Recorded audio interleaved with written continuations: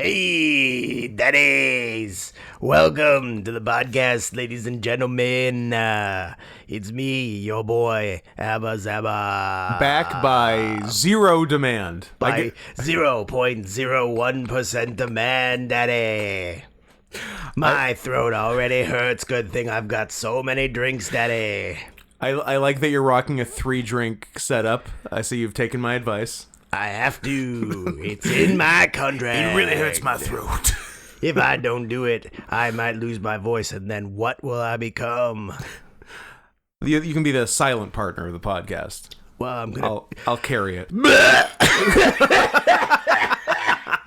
Well, I'm gonna quit the podcast in like. That's 6 true. months. You have anyways, given so your notice. I've given my notice. Yeah. There's too much. As I tweeted out yesterday, I'm so angry that we did an AllRequest right when we have to also watch leading into the nominations for Oscars. Someone had a genius idea. It might have been Jacob. I did. I saw that. I think it was Jacob. Just waiting for somebody to follow through on it. Genius idea to perhaps prevent our suicides or murder-suicide, but we haven't flipped the coin yet. Pay us to watch the Oscar nominations. Yeah, but only the ones we haven't seen. I'm not rewatching the ones I've already seen. No. Not enough time. The new ones. Pay us to watch the bad Best Picture nominations. Oh, somebody please. Pay us to watch Elvis. Oh, you saw it. I've seen Elvis. That's nuts. That's us nuts that you saw to Elvis. watch Avatar. Yeah. Because it's 3 hours long and I shouldn't have to watch it for free. Exactly. And also... It's a double. Yeah. So, hey... But hey, you know what? It's a free country out there, mostly not really. Our country's free. Freedom isn't free though. No, but our country's free. Our country is free, but not everyone is listening is from our country. In fact, very few. I think it's possible we have 0 Canadian fans. You know what? Yeah, I think so. But if you want us to watch some bad Best Picture nominees or something else good or something else bad, the field is wide open. You can still do that, even though we're already deep in the AllRequest Spectacular. But you can send us the low price of at least $100 to still get in on the tail end of this thing. Because let's be super clear. It's going to be a while before we do this again. This is killing us. Okay? Every time we do it, it kills us inside. Yes. And then we're like, we're not going to do this again. Drew basically posted a suicide note on Twitter. So that's where we're at. And we have minimum 3 more after this. So it's getting tough. But, so if you want to get in, you can get in. $100 minimum USD to paypal.me/notscotthenson. 2 hours or under per movie. If the movie is over 2 hours, great. Pay for 2, you're in. If you've got a 2 hour and 15-minute movie we need to see, or say a 3 hour Avatar movie we need to see, $200, we'll fucking watch it. Drew looks shocked at some turn of events. I mean, breaking news for me. Oh. I guess maybe for you. Sometimes during the Academy season... I'm Scott, that's Drew. Who? I'm Scott, that's We should just record this whole thing over again. I feel like this has been the worst intro we've ever done. No, I've been crushing it. Okay, fine. Sometimes like things will get nominated and you're like, I've never heard of that before. There's a couple acting Have you ever heard of To Leslie? No. Exactly. Have you heard of Living? No. I looked up what Living was as you were speaking, so I didn't hear a word you fucking said. Okay. Bill Nighy nominated for Best say, Actor in a Lead Role. Yeah, I think it was Bill Nighy, the science guy. For 2022's Living. Yeah. It's an adaptation of something? It's a British adaptation of Akira Kurosawa's Ikiru. That's right. I had no fucking idea. No. Now I want to see it. I guess we're Somebody pay me to see Living. Pay for Living. That's wild. I had no idea. Also, are you allowed to redo Kurosawa movies? I feel like that's like against the law. The most illegal thing you can do. Is. Can you get me a runtime on Living? Like people have done redone Hitchcock movies and they're almost exclusively awful. 102 minutes. Oh, hour 42. Guess what? That's just $100. Just $100. To paypal.me/NotsGoneHenson. As previously stated, I'm Scott. Illegal. That's Drew. Hey, Who? I don't like this character. Jimmy Kimmel's hosting. I'm out. He's too much of a he's too much of a libtard for me. I can't. I'm done. Kimmel's back. That's right. He's back. Bring back Whoopi. I want Whoopi. No, that's terrorism. Oh. Let's bring back the 3 nice ladies from last year. That went well. Amy Schumer. Yep. Gabrielle Union. Nope. And Beta O'Rourke. It's the only other name I could think of. Not Beto. Beta, because he's trans now. Sorry. Maybe she's trans now. Thank How you. dare I? So which one? Trying to think. You have to. Well, I guess Regina King is Gabrielle Union. So yeah. Wanda Sykes is Beta O'Rourke. Beta O'Rourke. Remind me off pod that I have to tell you a very funny trans joke I heard, but I don't feel it's in the best interest of the podcast for me to say it. Why don't you just tell it at the end of part 2 today? Okay. I'll make a note. That seems like the time for that. I'm going to write in the notes for that. Is that at the top? I think it's at the top. I'm just going to write right now, live on pod. A live note edit? Tell awful anti-trans joke. Can you live on air? When you do it, can you just pretend that Matt Walsh was the one who said it? Yes. Okay. He said an awful joke at the end of his movie. Yes.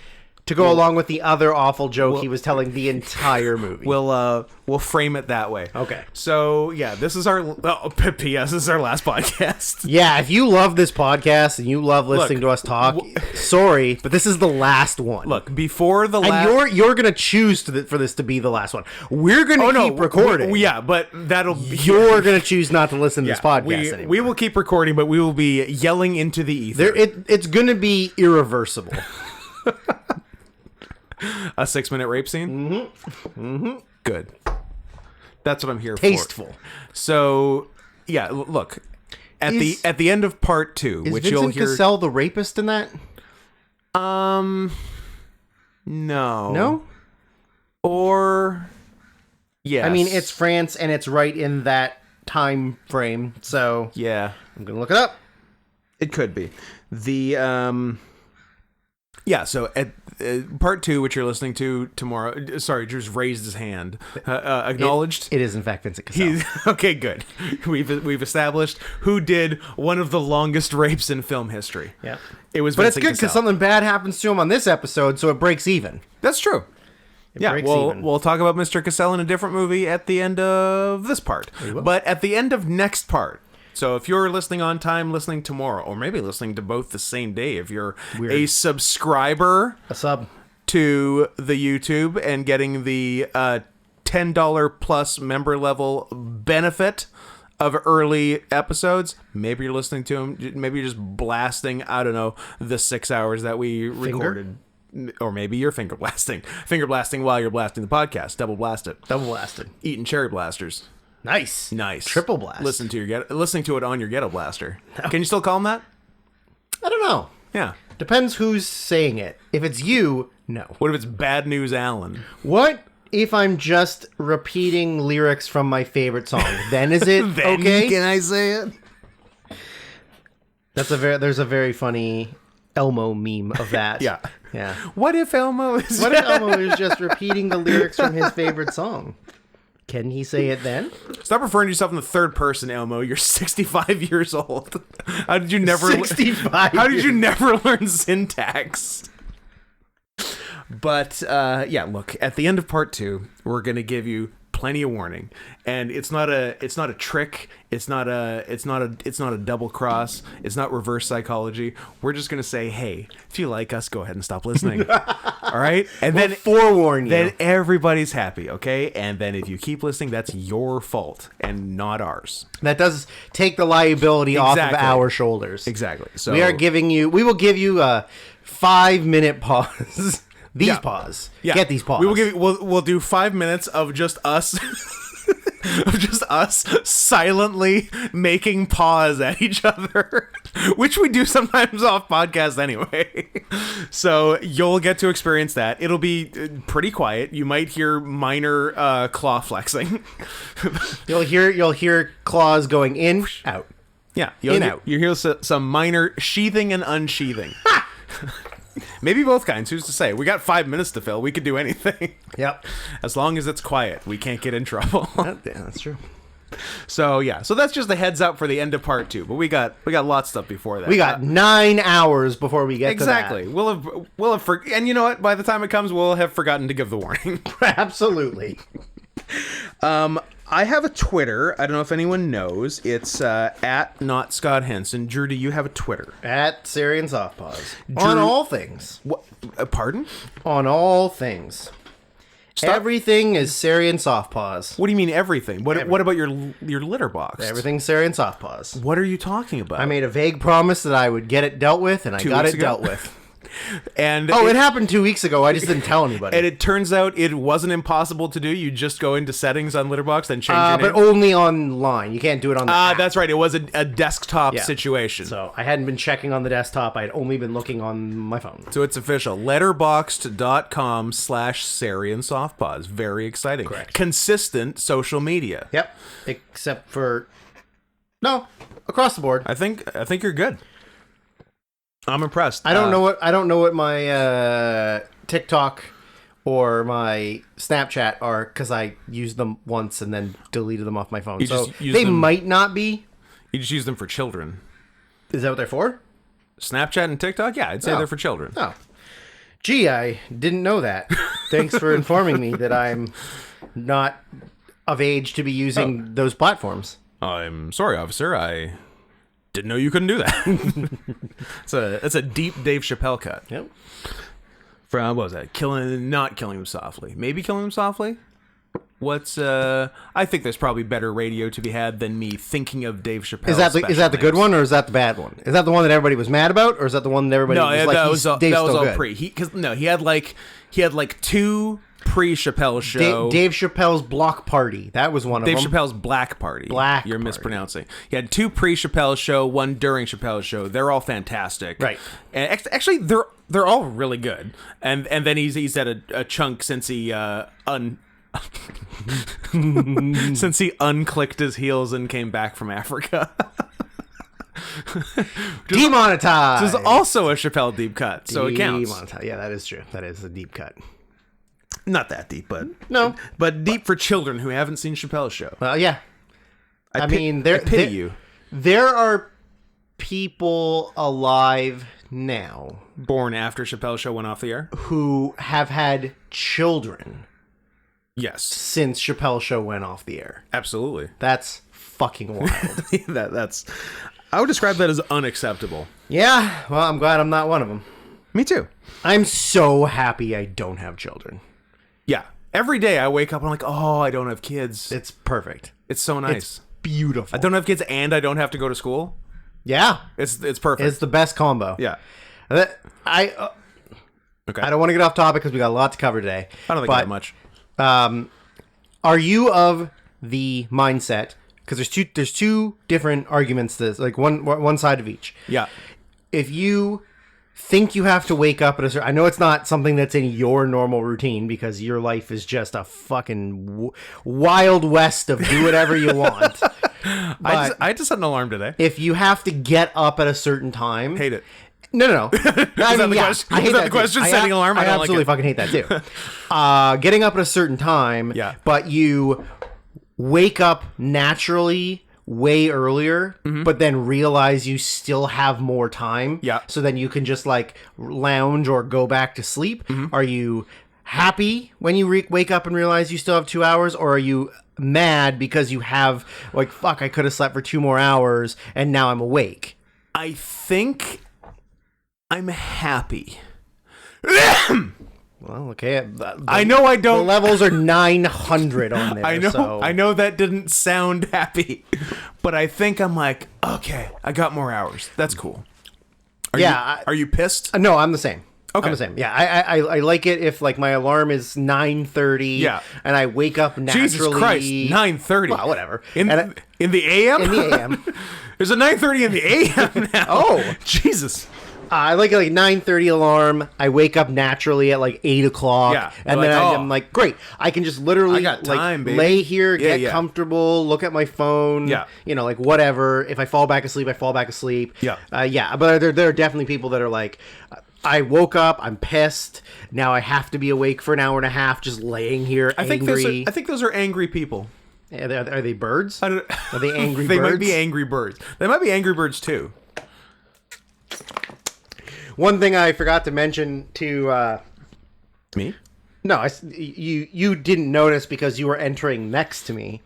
But when we Well, came... as long as we got to be very careful of our prepositions. There's a DP because I could be there are a lot worse ways that of me entering and you could be in a sentence. Mm-hmm. But as we've established, non-penetrative bottoms. Absolutely. When we were cutting out for our tag match at SOS Pro Wrestling last show, When we got hate crimed? we got hate crimed. I remember that. Video's up now on this very YouTube. YouTube.com/@NotScottHenson. Go listen to this, go watch that video, then click the join button and give us some money and get some fun things. Go on. I was doing the French tickler. Yes. But with claws. Ooh. And Chris in the ring Saw it? was losing his mind. Yes. And I forgot to mention it to him because I could see he was corpsing. Like bad. Oh, nice. Like real bad. And I just kept doing it, and then I was staring at him while I was doing it. Like just back and forth. And yeah, he was losing his goddamn mind. I saw a bit of tickler. I didn't see the claws. Yeah. I'm a fan. I think I started regular Rene Dupree. And then you're like, wait, I have claws. And then my hands just went like into claws. It like naturally happened. It was very funny. That's awesome. And then I don't know why, because like I don't overly care because Malcolm Flex, who was our tag team partner in the match, comes out to Bruno Mars, which I don't actually like Bruno Mars at all. But for whatever reason, something about it worked. I was in the danciest mood. You were very dancey. I danced the whole time he came to the ring. Yep. And friend of the show, Gregor Sage. Yep. Greg from Tennessee. Sent me an Instagram message while I was in the match that said watching me dance was like watching someone eat a mayonnaise sandwich. And thought it was very funny. I think that's and I told Malcolm Flex that, and he also thought it was very funny. So yeah, because I said I was dancing your entire entrance, and he goes, "Yeah, I don't know why." And then I said, and Greg said, and he goes, "Oh, that's pretty good." So when you watch the highways, although I guess the camera angle's not at the entrance, right? It's the one next to it. Probably next to because it. Because the lighting was bad, they said, or something. They used the apron one or what? Whatever. Anyways. Yeah. Have we talked about on pod the 2 Battle Royal types that we pitched to one Malcolm Flex? To one Malcolm Flex. Who might be our cool new black friend? I'm going to say yes. Although he's going to disappear for 6 months and then we're not going to be friends with him anymore. He's going to go be a famous wrestler somewhere for 6 months. Boo. Wrestle somewhere else. Boo. Coward. Boo. So yeah, I don't know how it first came up. I don't remember. But we found ourselves in Everett, Washington, a place that no matter how frequently I go there, I always forget what a hole it is until I get there. It really is. Yeah. It really is. We get to wrestle 2 blocks away from the Funko headquarters. True, very exciting. But then if you go an additional block, like closer, you get stabbed in the neck. That's where you get murdered. Yeah. Which I guess also happens outside of the building in Tacoma where we wrestle for SOS. Yeah, I think that was a shooting though. Thank God. Yeah. Guns I can handle. Keeping it classy. Knives, not so much. Yeah. I think we should ban knives in, not knives out. We should push for a knife ban. Mm-hmm. There's no like knife NRA. They don't have the power. They don't. Yeah. They don't have big Charlton Heston to defend them. More AR-15s, less Ginsus. As you were saying, the Battle Royal ideas we had. So we're downstairs in the locker room area at RIP Whack. But I mean, RIP for now, probably not forever, but who fucking cares? But we'll find ourselves in that very building again in March. We will. For Timber Pro Wrestling promotion. Oh, is that how you pronounce it? Yeah. Oh. It is. Okay, continue. A promotion that we have not so much that we've been trying to work for, but a promotion that has been trying to get us to work for it for 6 months. Yep. We were booked in I don't know, 2017. well, we were booked in last September, but then you were out of town, but I was still going to go. Yep. And then there was massive forest fires. Giant fire. So it didn't happen, but they still paid me in full because they're very nice Professionals. And then they just didn't book us for the November show. Yep. And didn't book us for the January show, and Yep. now they booked us for the March show. So we'll see how it goes. So we were proposing. Look, we're about nothing if not inclusivity. So Correct. we're talking to our boy Malcolm Flex, and we had some ideas for multiracial battle royals. Yep. A battle royal is wrestling is a bunch of people are in the ring at the same time, and you eliminate people by throwing them over the top rope and both feet touching the floor. Yep. But if you land on one foot and just hop around, you can get back in. If you land on one foot and hop around, if you land on your hands, Pancakes. and then if you land on pancakes, which begs the question: what if you just put pancakes on the bottom of your shoes? Would you never get eliminated? Good point. It's very stupid. You need moon shoes. Moon shoes. And then you do that until one person's left. So I believe you had the initial one, Yeah. where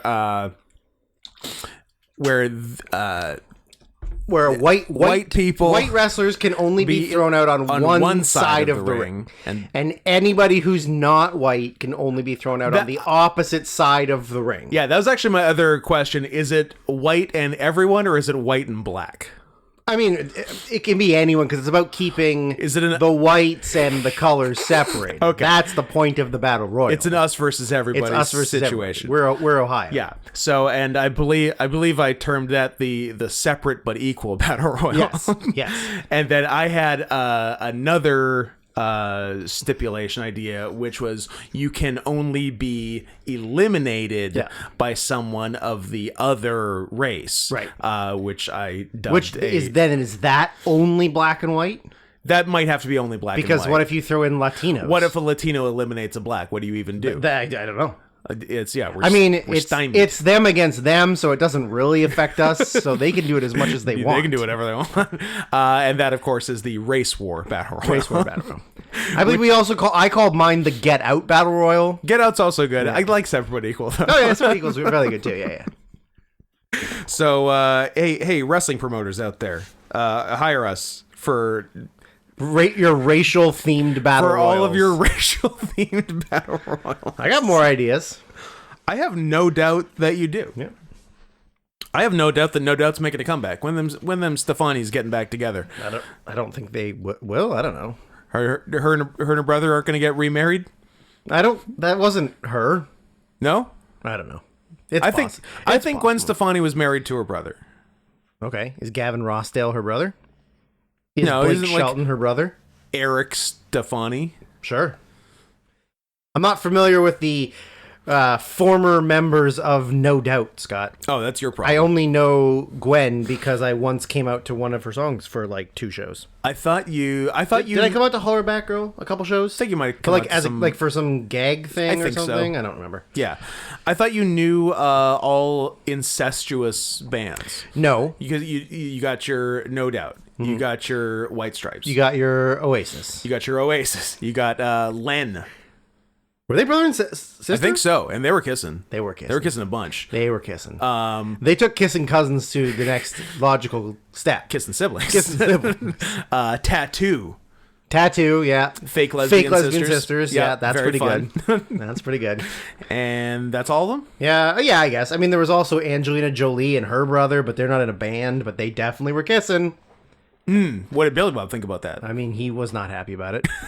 He was mad. Weirdly enough, a guy named Billy Bob was not cool with incest. I was going to say, the first Billy Bob who was mad at a sister kissing her brother. Yep. It's a weird world we live in. Where you think, you know who's going to be really mad about this? Billy Bob. William Robert Thornton. Damn, that really changes the vibe. Mm-hmm. From Billy Bob to William Robert. William Robert Thornton. Now he's a turn of the century author. Yeah. Now he's Edgar Allan Poe. Yeah, he's not a weirdo. He's like a Faulkner contemporary. Yeah, really, really is. Now, like you're trying to remember a book. I'm like, was that by Faulkner or William Robert Thornton? Man, I have never thought about that. He's always just been Billy Bob. But does that work the other way? Like, oh, I love it. Ed Alpo. Ed Alpo,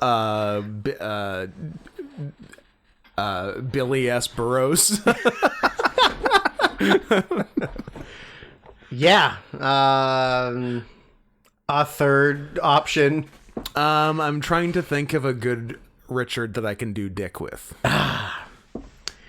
King Dick the Third. King Dick, that doesn't. No, it's got to be somebody who's got two first names, or is known by their first. Some and real proper name, names. Right? Yeah. They can't all be perfect. Yeah. But yeah, it's really weird to hear like William Robert Thornton. It's such a weird name. Bobby Lou Stevenson, my favorite author. Yeah. Or Treasure Island by Bobby Lou Stevenson. Bobby Lou. Yeah. Well, you've blown my mind, Drew. I'm pleased. And in fact, if anyone out there wants to hear about it from me on Cameo, flawless transition. Never not good. Did you say never not good? Never not good. Cameo.com/scoot, because I am not consistent on my social media. Although is Cameo social media? I guess you could argue it's the most social media. Because you're talking to someone. Media. It is? Yeah. And where people get you to do weird things and then people don't do good art of it. Did I find myself taking pictures of my boots yesterday, including a POV pic of the boot about to step on the camera? Did I? What do you think? Weigh in now. Well, I'm going to tell you right now, I'm so happy you did that yesterday and didn't wait for me to do it I did it for you today. All by myself. I do not like being involved in your creepy, weird fetish life. I hate it. Especially, is it supposed to be crushing? Is that what it is? I think so. I think it's feet and crushing. Because they wanted just like regular boot pics too. Yeah. But then also the steppies. I kind of want to vomit right now. Like for reals. For realsies. Want to push on your tummy? No. I want puke dick. Okay. Yours or mine? I'm going to puke on my own dick. Oh, okay. Not the puke dick I'm used to. I'm going to give myself a Kroger, which is a local joke from a local radio station. And then I'm going to vomit all over my erect piece. Anyways, Scott's got a Cameo. I'm not going to get a Cameo. I don't think it's worth I don't think it's worth my time. No, it's a huge mistake. Although yesterday wasn't Cameo. That was private. That was just you sending somebody who didn't want it videos of you. You know, like some people will send like dick pics or like boob pics. Yeah. Scott sends crushing videos while wearing his wrestling boots to random people. That I like. That is a fun kind of domestic terrorism that I could get into. Okay. So stupid. I love that. Oh, that's perfect. If any of you would like unsolicited boot and crushing pictures, I've got them. No, you can't ask. I know. Because that would make them solicited. No, yeah, you have to say if anybody specifically doesn't want them, you have to let him know. Because if you don't tell him, you're going to maybe get them. Yeah. So if you don't want them, let me know. Send me something on paypal.me/NotScottHenson. And, with a note. With the note. Please saying, don't send the boot/crushing photos. Because I have them ready to go in a rare file on my Google Drive. So they are one click away from any of you. I like the idea of like a different version of Cameo where you sign up Yeah. And once a week... And I decide. And once a week, you get a random video from someone doing or saying whatever they want. You have no control over. You can't block anybody. Nope. You don't get to choose who sends you what or what. Like, you just have to agree to the terms that you get one video from any random user. It could be something as nice as them just saying, like, I hope you have a nice day. The Harry Styles wishing you a happy birthday. Or it could be somebody recreating one guy, one jar. Yeah. Like, you don't get an option. Yeah, I only want to see the nice stuff. Well, you get to see the nice stuff. You also get to see crimes against humanity. All in one click. And feet. And cat feet. Definitely Beans. cat feet. I mean, they're good boots. I do want to get new boots, though. I think I'm going to. I want you to start wearing the mascot ones again, because those ones were cumbersome. They were cumbersome. I'm trying to find a happy medium. The happy medium between the two. Yeah. Because my current boots are just white boots with the paw design on the bottom. That said, I like the paw design on the old ones so much better. Mm-hmm. Okay, hear me out. Get surgery. Yeah. Problem solved. Oh, it's a one-step solution. One-step solution. How many yen would that set me back? Let's just say conservatively 10 million. Okay. I like it. Well, speaking fully bone-breaking, reconstructing, so that they bend the correct way, and that you have your retractable claws, and then, 10 million yen. Then we can do 5 minutes of pause. Exactly. You can use all four. Ooh. Feetses too, yeah. So, what if I only had 3 to 6 million yen? I mean, the best I can offer you is a hyper-realistic suit where you can live your day-to-day life as a tiger. Well, yeah, so those aforementioned hyper-realistic suits by Zeppet Designs Creations, whatever, Zeppet, Z-E-P-P-E-T. I believe, has come up again. And am I saying it's because we talked about it on the podcast? Maybe, probably. Possibly. It's not like this person's not going to get mentioned in the second half of this podcast either. Oh, yeah. Big day. So the other day, I came across a rather interesting retweet that I was 95% sure was fake. Just like, oh, wouldn't it be funny if this guy said this? And then I looked at his actual Twitter, and he actually said it. So, first of all, a gentleman by the name of Stephen Pollard, StephenPollard, at Stephen Pollard, verified, which either means that before November he had a large following, or after November he paid $8. Those are the two ways now. Quoted, or just posted the very the thumbnail from the picture from last one, a couple, I guess 2 weeks ago, probably, of the wolf suit with the caption, a Japanese man has spent 3 million yen, which translates at that time to 18,684 pounds sterling, on a realistic full-size wolf suit to fulfill his dream of being an animal. He said he felt transformed when he got to wear the costume, modeled on a timber wolf and made by a Zeppet Workshop. So I looked a bit into Stephen Pollard, the original guy who posted. He is a big fat guy who is Jewish and conservative. Yeah. So checks all the boxes. He's cool. That post by Stephen Pollard was then quoted by Dr. Jordan B. Peterson. Doctor. Oh, sorry. And what Stephen wrote with the wolf suit picture was, meanwhile in other news, ... and then the picture of the suit. Dr. Jordan B. Peterson, Canadian icon. Yep. Dr. JP quote tweets that and says, in all fairness, it is a pretty good wolf suit. Yeah, I'm like, what? He's not wrong. Not the response I was expecting, but the response I loved. So, and that is just the beginning of Jordan Peterson related praise on this podcast. Stay tuned. He's a ridiculous man. We were just talking a bit off pod about him because he started off he's just a college prof. Yep. He started just by like telling incels to make their beds. Yep. And then he wrote a book. Then he wrote a book, and then which P.S. Adam has a signed copy of. Nice. That he did not ask for or pay for. Still cool. Yeah. I guess he just like I'm going to sign a copy of my book and send it to every YouTuber. You don't sound angry enough. Yeah, I guess I'm doing You're doing old. previous I'm doing like when he wrote the old, book. like sort of like debate or pre-debate Peterson. But yeah, now he's pissed. Now he's full of meat. That's true. He's 90% meat at this point. He's more meat than man. He's more meat than man. He really is.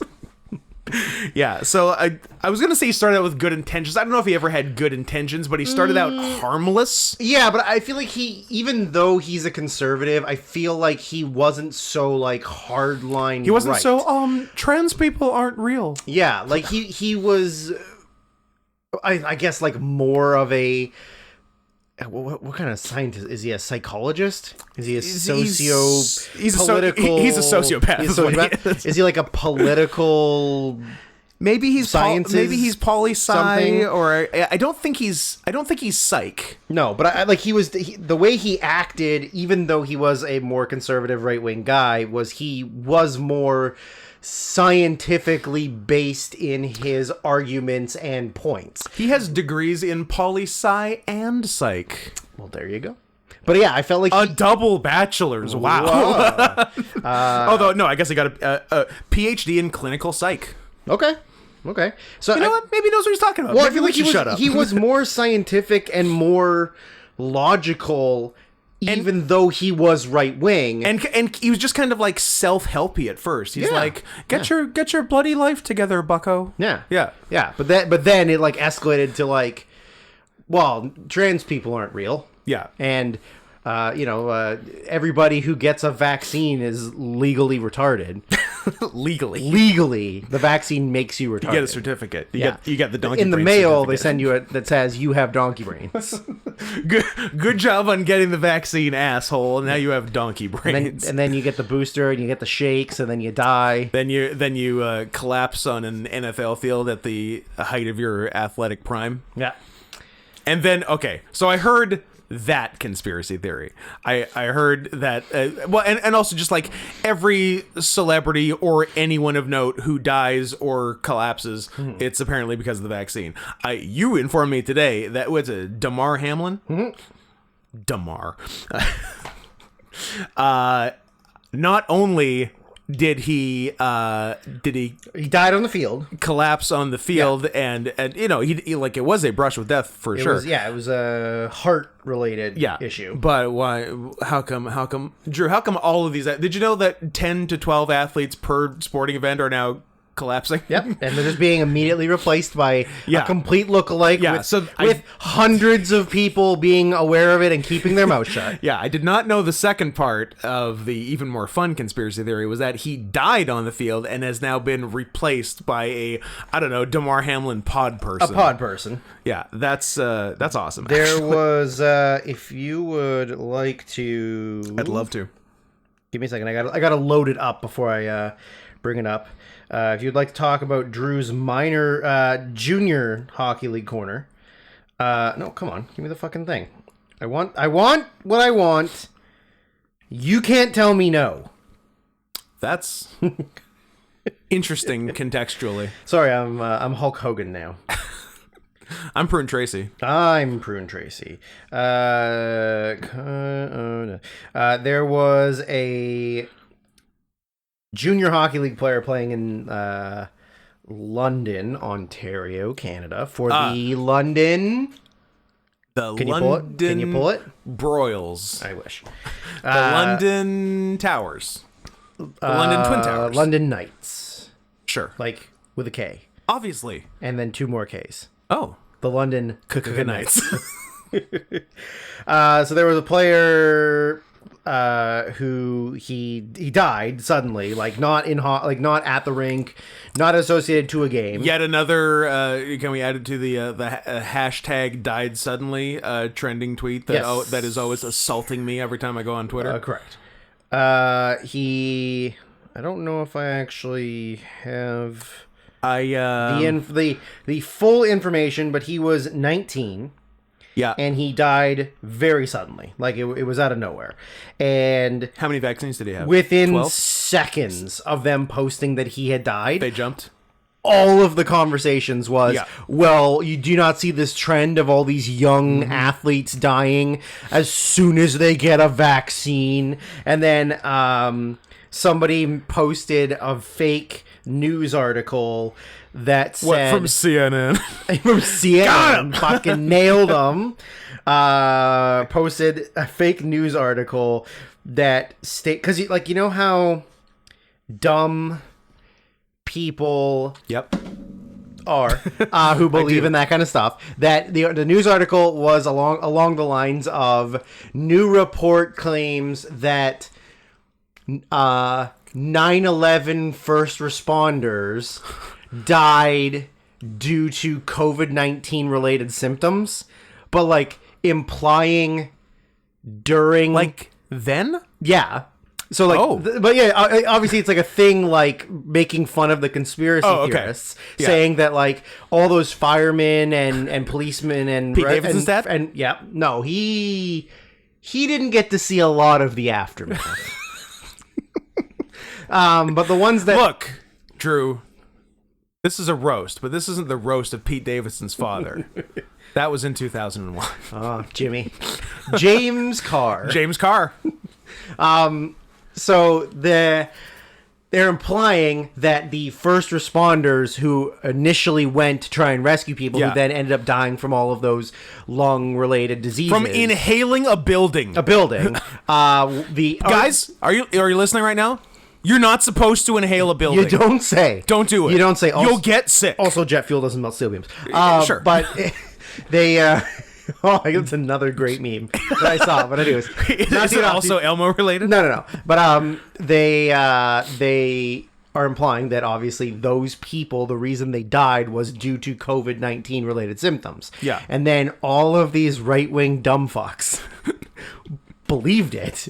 Nice. And fed the conversation with like, that doesn't surprise me that this whole time everything like the blah blah and like that this is what caused all this, and like it just went on forever under the post of an 18 or 19-year-old kid making a joke, unexpectedly dying due to non-COVID-19 related things, and these fucking assholes have to just ruin that for everyone because of how stupid they are. So stupid. I was gonna say it's like the fairly high up right wing politicians jumping on the litter boxes in school bathrooms thing. Yeah, but that didn't start as a joke. That started as an actual crazy person at a PTA meeting. But that was also enough to make it national fucking news. Also, put litter boxes in the bathrooms. Who's hurting? What am I supposed to do? Who's it hurting? What am I supposed to do? You don't want people to pee and poo? Yeah, that's your problem. Is that what you want? Big toilet. You want me to hold it in and get an infection? Yeah, and then maybe die of a ripe old age of 7. Yeah, exactly. But that's way more in people years. That's way more in people years. That's like Scott's almost real age in human years. I'm almost 7? Yeah. Also, the funny meme I saw was from Raw 30, where Undertaker came out and he beat up LA Knight and then he did a Lost in Translation with Bray Wyatt. And the caption for the Lost in Translation was, "A second plane has hit the second tower." It was perfect. It was Undertaker. So good. Undertaker whispering in the ear of Bray Wyatt that another plane has hit the second tower. Can we talk about how stupid it is that a second plane hit the second tower? To think that George Bush didn't do it? No, that you bring the retired Undertaker back for Monday Night Raw's 30th anniversary. The person he's interacting with is a spooky man. Spooky man. One of the spookiest, I would argue. I would say number 2 spooky. Number 2 spook? Number 3 spookiest. Spooky, okay. Boogeyman. We're not just saying spook? Come on, Boogeyman's spookier. You can't call Boogeyman a spook. I didn't call him a spook. I called him spookier. I think if you rewind the tape, you'll find... I apologize to the family of Martin... Henderson. Maybe in his greatest role today. In his greatest role as a 50-year-old black man pretending to be the Boogeyman. Lying about his age so he can get a job. You know what? He got it. Good for him. What the hell was I talking about? You were saying Undertaker coming back to be in the ring with a spooky man. Yeah, and a guy literally called the Undertaker. Yes. So the Undertaker is a man who, for non-wrestling fans, who he himself did a spooky gimmick from the years 1990 to 2000 and 2004 to present. Martin Wright was his name. Anyways. Well, you actually got his first name? Martin Wright. Good job. I knew his first name was Martin. I just couldn't remember his Is he related to Charles, another black wrestler? He's 58. No. Sad. I wish. Not all black people are related, Scott. Just saying. Okay. So, yeah. So, but in that 2000 to 2004, actually 2003, because he didn't do any non-spookies in 2004. So 2000 to 2003 interim, he changed it up. He flipped the script as which is a new slang I heard. And he decided to be a cool biker in those times, because that's what he really is in real life. Yeah, sure. A biker man who thinks that only blue lives matter. He does think that. Big Punisher tattoo guy. He really is. Well, he was the Punisher Dice Morgan, so come on. Sure, it checks out. So instead of for his Spooky Man interaction, doing the spooky gimmick that he has done for 20 of the past 23 years. Yep. He decided to go biker for his Spooky Man interaction, which I thought was an odd choice. Where do you weigh in? Am I the bad guy? I think it was nostalgia for the sake of nostalgia. But I didn't but if he's doing spookies... With a spooky guy. Yeah, I agree. Maybe stick to spooky. I mean, I'm going to tell you the one thing that I think he brought the wrong suitcase. That's what I think. But then how did he pack the motorcycle? It's collapsible. Oh, okay. It's in the suitcase. Or what if the motorcycle is the suitcase? Oh, that's Transformers, suitcase in disguise. Oh my God. Okay, continue. That was it. I thought you had more. Oh, I was going to say, I'll tell you the only thing that made me mad about it was he came out to the wrong theme music. Should have come out to Rollin'. Yeah. That came out to American Badass. Yeah. I'm a Rollin' man. Rollin' was way better. Rollin's better. Although I heard... there was one very specific reason why it was Kid Rock. Because they have the same politics. They do. You know who... share some things. Do you know who Limp Bizkit supports? Putin, so... So he's probably also chill with Taker. No, yeah, but I'm saying Taker's not going to be chill with Limp Bizkit. No? No. He's America. Oh, he is America. And they're anti-America. I guess, but also it's right-wing people who support Putin. But not I guess it's a different kind of right-wing. No. He's USA #1. I mean, Kid Rock is USA #1. They both voted for Trump. 100%. 100%. They all voted for Trump. They all voted for Trump. It's not even a debate. But beyond that, there would be some disagreements, you're saying. Correct. That's right. I'm going to kill that dog outside. Don't worry about it. It's not picking it up. Okay. I mean, it was, but I'm going to pretend like it didn't so that you don't get mad.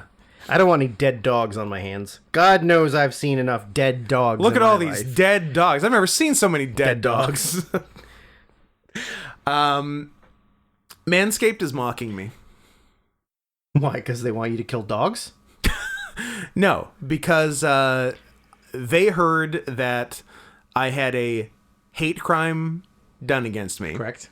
And had also just ordered a new beard trimmer because I'm going to have to trim things again instead of letting things go willy-nilly. So after those two instances, which occurred within a matter of a couple of days, the hate crime where my face was they kicked my face out of my face. Yep. And then my God, I would love to kick your face out of your face. Then I purchased the new beard trimmer. I get an email from the fine people at Manscaped.com saying that a package has been shipped. And I'm like, oh, and we had also recently just gotten like more underwear. We just gotten free ship from them. I'm like, oh, did they like double up the shipment? I'm like, great. I would love more pairs of underwear because I think they're legitimately my favorite underwear now. Yeah, me too. Yeah, absolutely. They're really good. Yeah, I love them. Boxers 2.0. I was actually going to say that to you off air earlier, and I forgot. They're like, Scott, I think I need to order like 10 more pairs. I know. Yeah, they're great. Yeah, we're gonna have to get on the boxers yet. But then I looked at what the actual contents of the shipment were, and Anthrax. Manscaped anthraxed us. I don't know if we should be saying. Oh, whatever. They don't even our listen. Sponsor. They're cool. Is shipping us. They're cool. Poison. I bet you that we're the Christmas party. They just listen to our ads on repeat for their Christmas party. Guys, we got another worst year of our lives, and this time they think we sent them anthrax. But, it turns out what they sent was the new Manscaped Beard Hedger Pro Kit. Oh.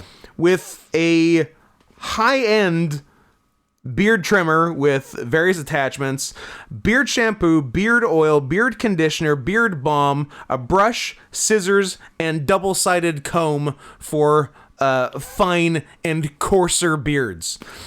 As if to say... Are you a fine or a coarse? When it was long, it was kind of coarse. It's probably fine now. I'm a coarse.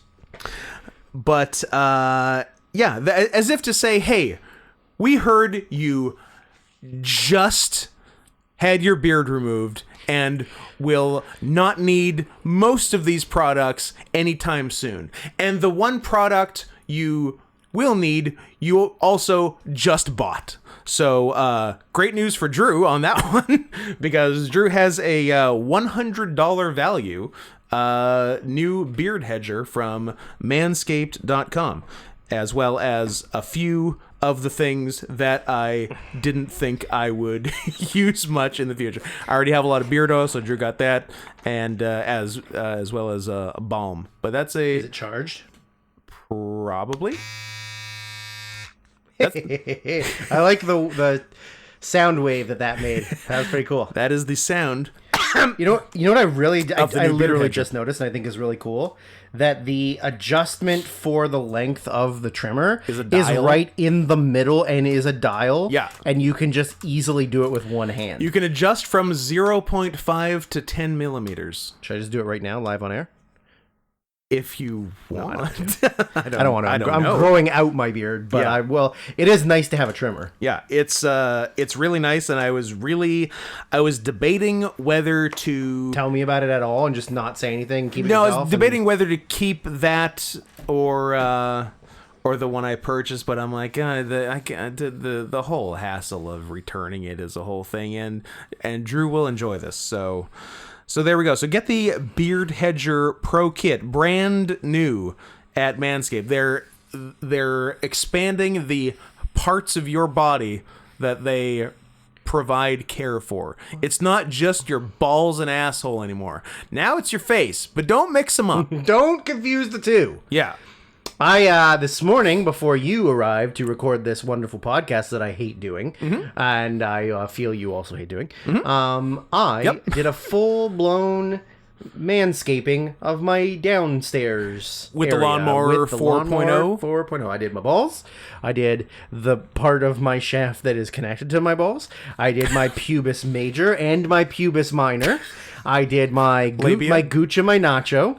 Not my butthole though, because that doesn't really have hair on it. It's just naturally Mine hairless. really does. That's gross. Yeah. Clean it up. Lots going on. Clean it up. You know what? Until I got Manscaped, I had never cleaned it up. Oh. Do you know what I bet would feel And I really still nice, but also really scary?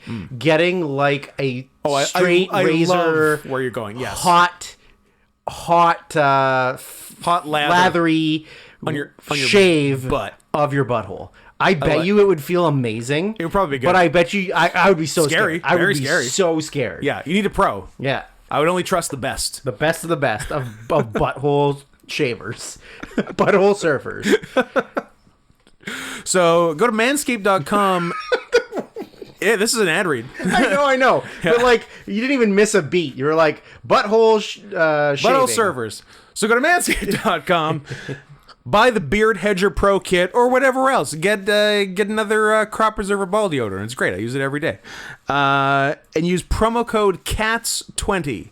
Promo code CATS20. CATS20 to get 20% off your entire order. And looks like this Beard Hedger kit is already on sale, so I'm hoping you can stack up discounts on that.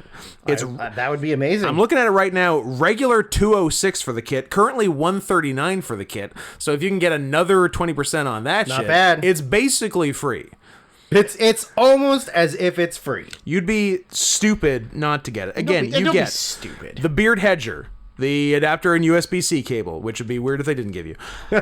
Beard shampoo, beard conditioner, beard oil, beard balm, travel bag, and a free gift of the beard accessory kit, which is the beard brush, beard comb, and beard skizzers. Skizzers. Manscaped.com. I'm a skizzers man. Promo code CATS20. That's way more than 60 seconds. We give them so much bang for their buck. We really do. We are the Christmas party. Yeah, we are the Christmas party. And someone... And we're the Bang Bros, too. We're also the Bang Bros. Someone who I should remember, but it just... The brain doesn't work that way. Said a very nice thing about our ad reads, which is a thing I consciously do and am pleased that it was acknowledged. Picked up by someone?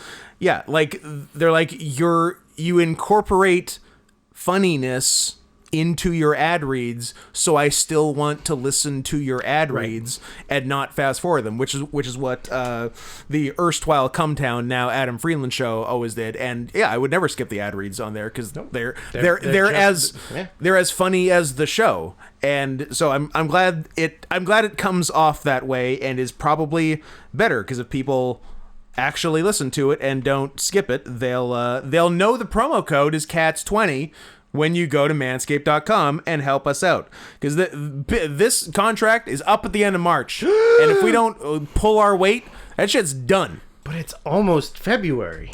It is almost it's almost time for the first invoice. Very exciting. But yeah, so that's that. Any other stuff? I had something, but I've already lost it because I was looking up something else. What were we talking about? Oh, yeah, Manscaped. Yeah, we did it. We're covered. Good. We're good. So thanks for the surprise $200 kit, guys. It's great. I wish I hadn't just had my full beard shaved. Physically assaulted. But you know what? Considering it was pretty recently shorn, it's coming in okay. It's going quick. Yeah. I have extremely high testosterone. You wouldn't know it to look. I got him.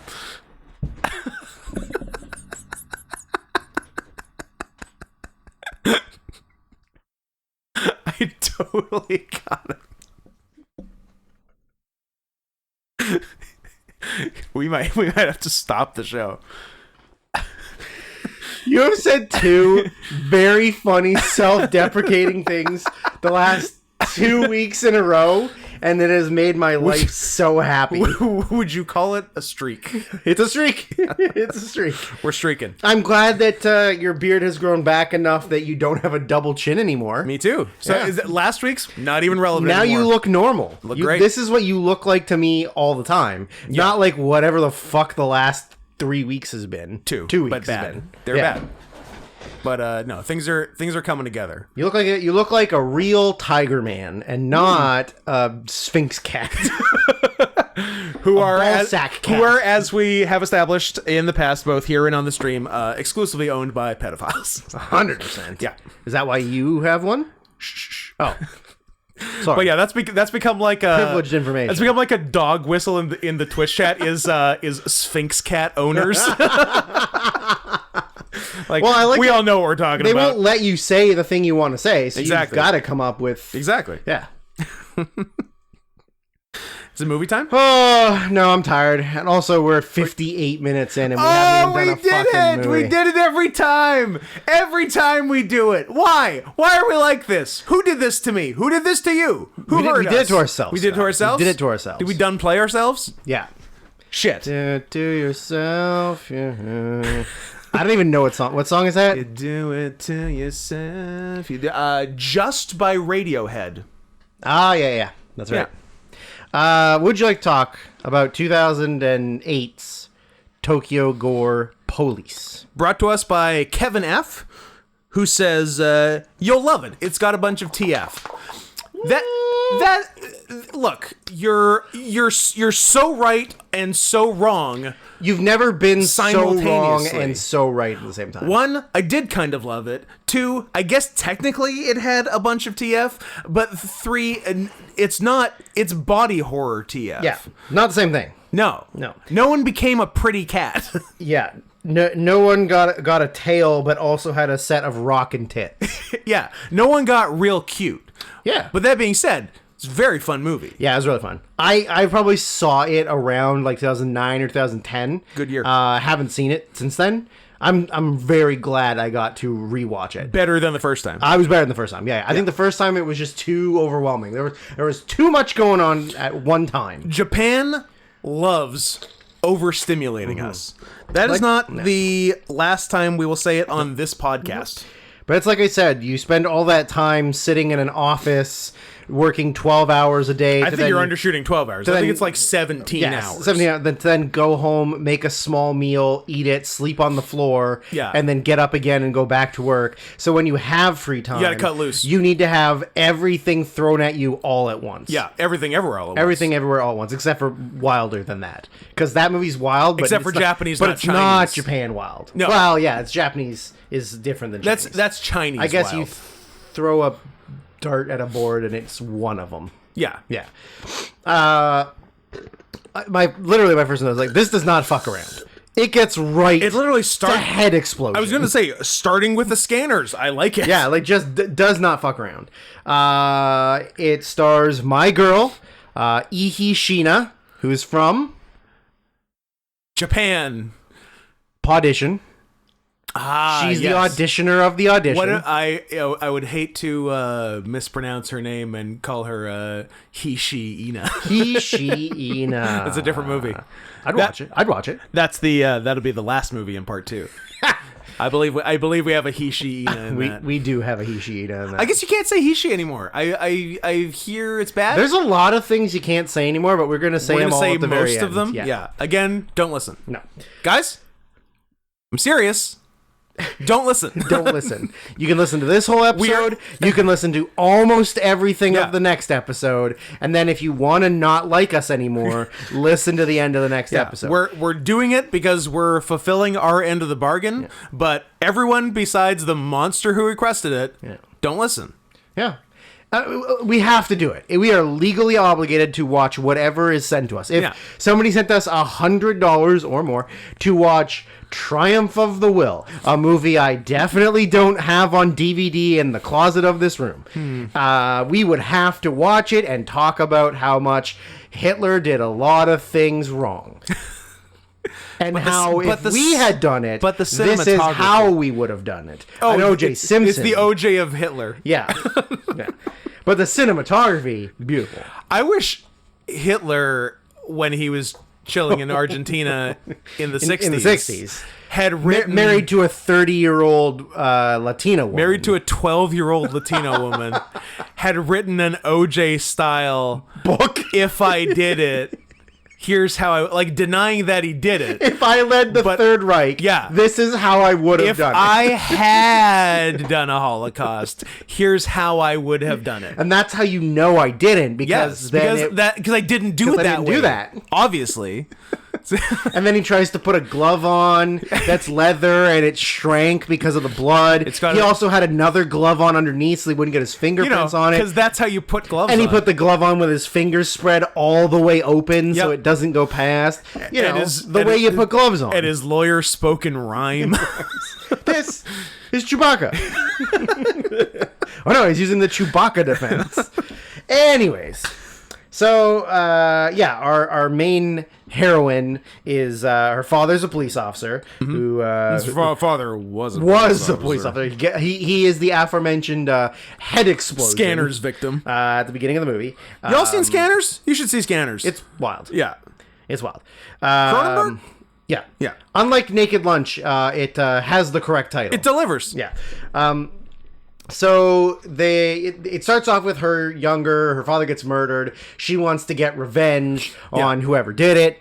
Now we are in, and then we fast forward to modern day where all of the police force is a specialized private police force, and all of their SWAT gear is samurai gear. It's cool, but it's Japan, so it's still vaguely Nazi. Yeah. Because if you have like militant anything in Japanese cinema or anime, they have to kind of look like Nazis. Because they really liked their partnership, and they're sad it ended early. I was gonna say, don't worry, we have some in Japan, but vaguely Nazi next week. Yeah. So get hyped. Yeah. I wrote, finally, we privatized the police. Exactly what we needed to do. Always what we wanted. Yeah. I wrote, she wants attention. She's a cutter. I guess you'd have to do something to live with the shame of being a cop. But she's not just a cutter, Scott. She's a cutter. She's not trying to end things. No. She's not thinking about ending things. No, she's not thinking of anything. She just really wants people to look at her. Yeah. She's like, guys, look, it's not just a couple. I'm like playing the violin on my arm. Please look at me. But she appears to not be the only one. No. There's a lot of cutting in this There movie. are TV advertisements for cutting knives. Yep. Japan knows what's up. It's the coolest. It's the cool. All the cool kids are cutting their arms. Literally, that's the message of this movie. Cut your arm. Yeah. Pee your pants. Become a gimp. Those are the big things in Japan. Yeah. So she's out to get revenge on whoever killed her father. There's like a crazy wild man, a Leatherface type, who gets into a brawl with, on top of a building, on top of a construction building, fighting against like the SWAT team. Yeah. How does she get to the top of the building? Well, she takes the stairs very slowly, or maybe she shoots a bazooka. She uses an RPG as transportation. Shoots it straight down. Yep. It blasts her into the stratosphere. Pretty good. Into the Trish stratosphere. Ooh. And she lands on the roof where this Leatherface type character is fighting the police. Mm-hmm. There is I couldn't believe that when she shot herself up and landed and they were all looking up at her, that you couldn't see up her skirt. True. I couldn't believe Very it. restrained. Like I 100% was like, she's gonna have like underwear and you're gonna be able to see right up. And it was all nothing. You couldn't see anything. Surprising restraint, Japan. For once. Yeah. For once in your life, you weren't creeps. Don't worry, there's creep stuff later. Yeah. There was a couple pretty good kills. Mm-hmm. The guy has a chainsaw. He jams it into a guy's mouth. Yeah. And just like it goes off in his mouth for a while. But then the police end up cutting his arm off while holding the chainsaw. Yeah. But then his arm just grows the chainsaw. Now I have a question about the internal logic of the movie. Are you gonna ask dumb questions about weird body transformation horror film in Japan? Yeah. Well, you're not going to like the answers. Was it a coincidence that he grew the chainsaw, or did he grow the chainsaw because the last thing he had was a chainsaw? Ooh. Is it random, or is it related to what you've been doing? What's the situation of the regrows? I think that's a good question. I don't know. Yeah. I don't know. Because later on when we see other ones... Yeah. It's not so much the chainsaw logic. Yeah, it's really not. Yeah. So maybe I think he just got real lucky. Can you choose? Can you choose? Is it pro-choice? Is this a pro-choice movie? Interesting. Is the TF loose TF? Is it by choice? Yeah. Because like, did he think, oh no, the chainsaw was my weapon, but what if my arm was the chainsaw? It was working pretty good. Let's go chainsaw again. Right. Like, or would it be like, my chainsaw is gone. Now I wish I just had a closed fist. And then his hand grows, but it's only a fist. It's just a fist. Like Jack's Pacific action figures, where it's just a hand either closed or it's open, and you can't do anything. Correct. You can't throw punches with an open hand. No. Yeah. Yeah. There was that one.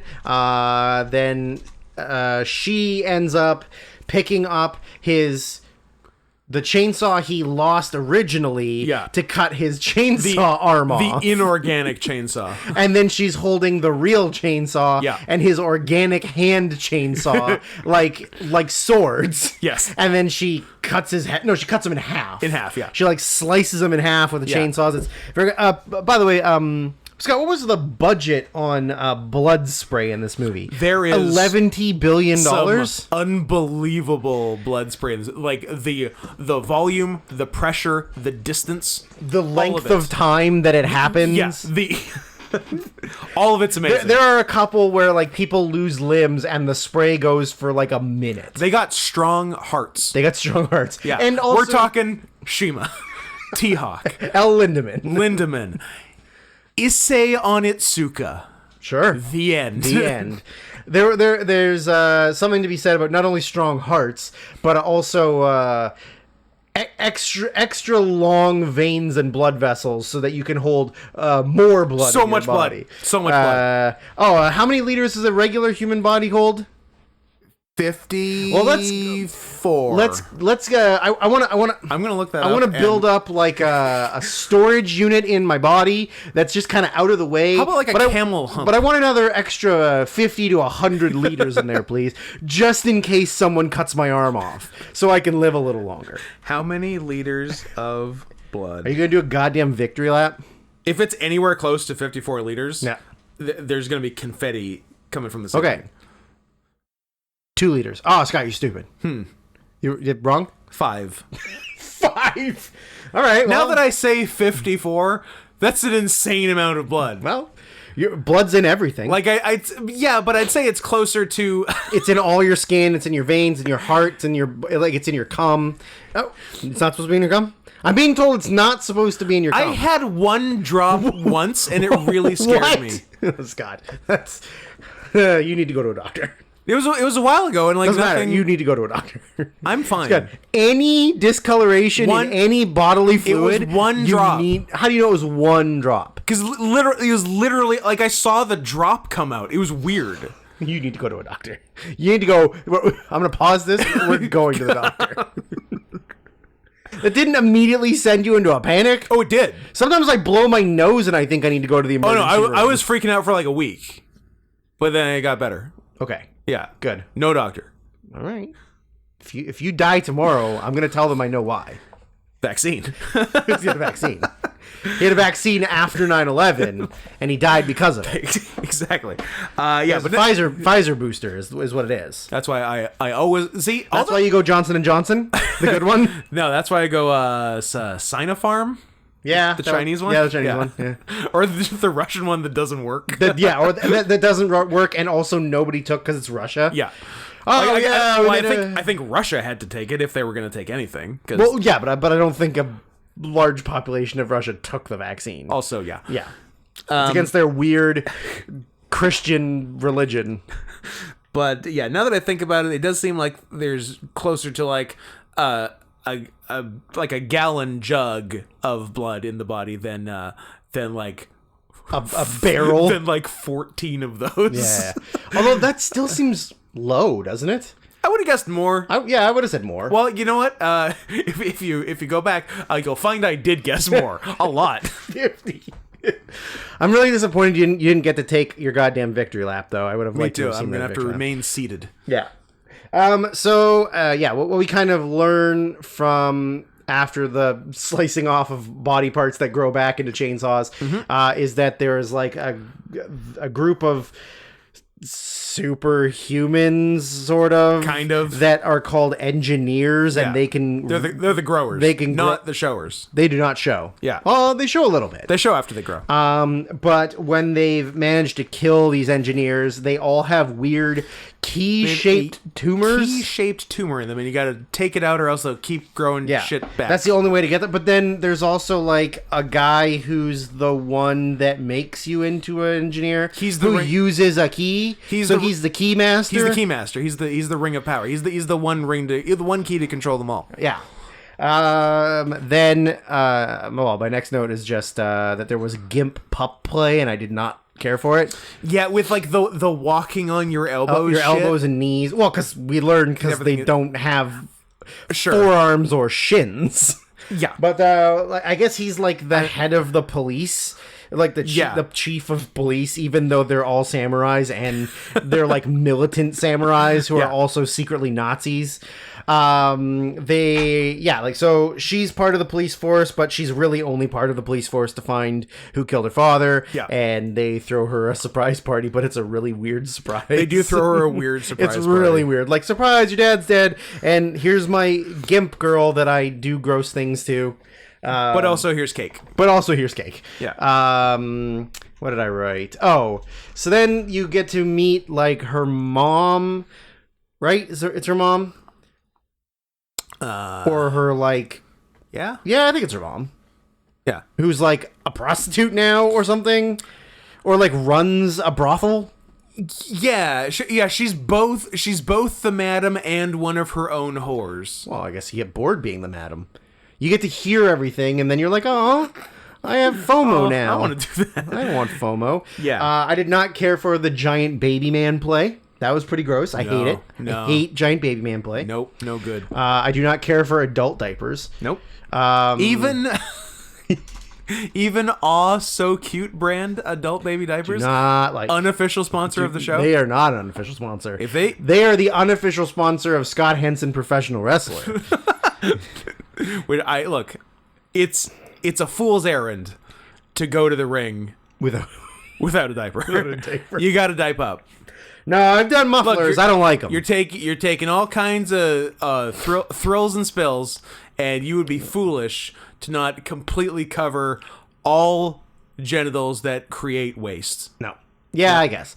But there was that one show that you and I and Steve all did mufflers, and after the matches, we were like, oh, I hate it. I do not need this in my life. I hate it, and two, imagine actually needing to do it. Being so gross that you need to do it. Imagine being like top peak of your weight, Dusty Rhodes, or Andre the Giant, and you're like, if I don't put a rolled up wad of toilet paper against my asshole, that by the end of this match, I'm going to have to throw my gear out from all of the diarrhea I'm going to have.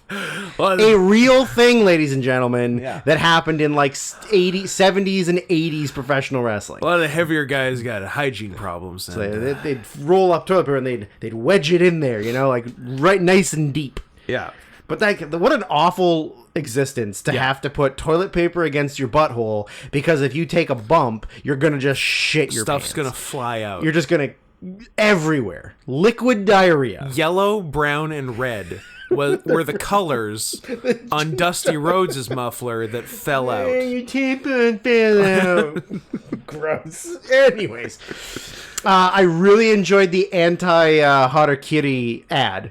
Yes. That was really funny. Because, it's weird. Because it's like you're watching a movie, but there's these advertisements for products, like, just thrown in randomly. All involving self-harm. So, there's an anti-Harakiri ad where it's, like, a guy in a business office makes a mistake, and then he says he must kill himself. So he's got the sword at his stomach, his boss has the sword about to chop his head off, and he's literally saying how he wishes when he was younger that he knew how bad making this mistake would be. And then it's just we need to end harakiri, and it's I don't think anybody does that anymore. When was the last known actual one? Tuesday. Oh, am I wrong? I don't know. I mean, I don't even know. Does it still exist? I think it does. I think they're an interesting culture. But then pro self-harm, pro cutting commercials also. So they're all over the place. Sorry, I'm looking up if harakiri still happens in Japan. It definitely does. For sure. Yeah, but does it though? Because that's a very old school type of thing, right? And a lot of those people are not alive anymore because they committed harakiri. Well, according to this, find me January 2023 harakiri. According to Quora, that's where you ask the questions. Noted purveyor of the truth. Yep. There hasn't been any reported since the 50s. But that doesn't mean that it doesn't happen. It just means that it's not reported, right? Maybe they don't want to report, oh, somebody just sliced their tummy open and let all their intestines fall out while their boss cut their head off. They're also they're weird about reporting like deaths or especially suicides at all. No. Like anytime a Japanese wrestler kills themselves, you don't hear about it for 6 months. If that.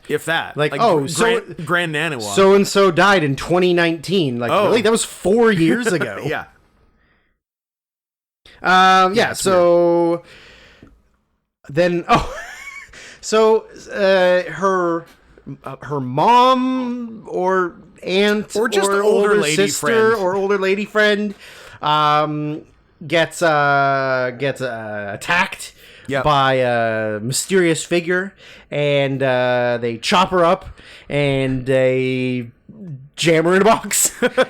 they fold her up neatly and tuck her into a box and ship her off. Not unlike reference from last podcast, Glenn Fleshler did to people in, I believe, Kevin Bacon's series, The Following. We did talk about that last time. Yeah. Spoiler alert to anyone who hasn't seen it. Namely, I think I saw season 1 of The Following, and it's 3 seasons or 2 seasons. Yes, I think it's 3. And I've definitely seen 1, and I was like, oh, I like this. I should continue to watch it. And then it was that. Well, it was on. I think it might have been on Netflix or Prime, and then they took it off. And then I was like, well, what am I going to do? Seek it out? Yeah, like if it's not just like I can turn on the TV and put it right on, I'm probably not going to go out of my way to find it. Yeah. I don't need to. Is the other 2 seasons good?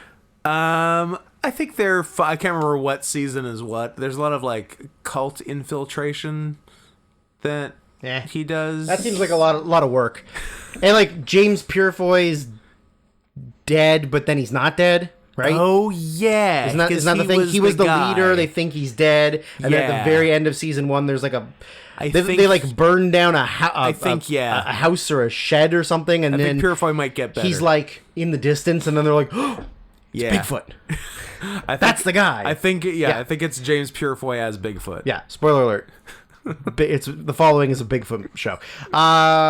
Then after she finds out that her older woman friend is dead, she's very sad, and we get maybe my favorite thing about Japan, train groping. Yes, love it. Just going for it. Have I done it? Actively looked up porn of it? Oh, because it exists. Of course it does. Okay, I'm going to out myself quite a bit right now. Here we go.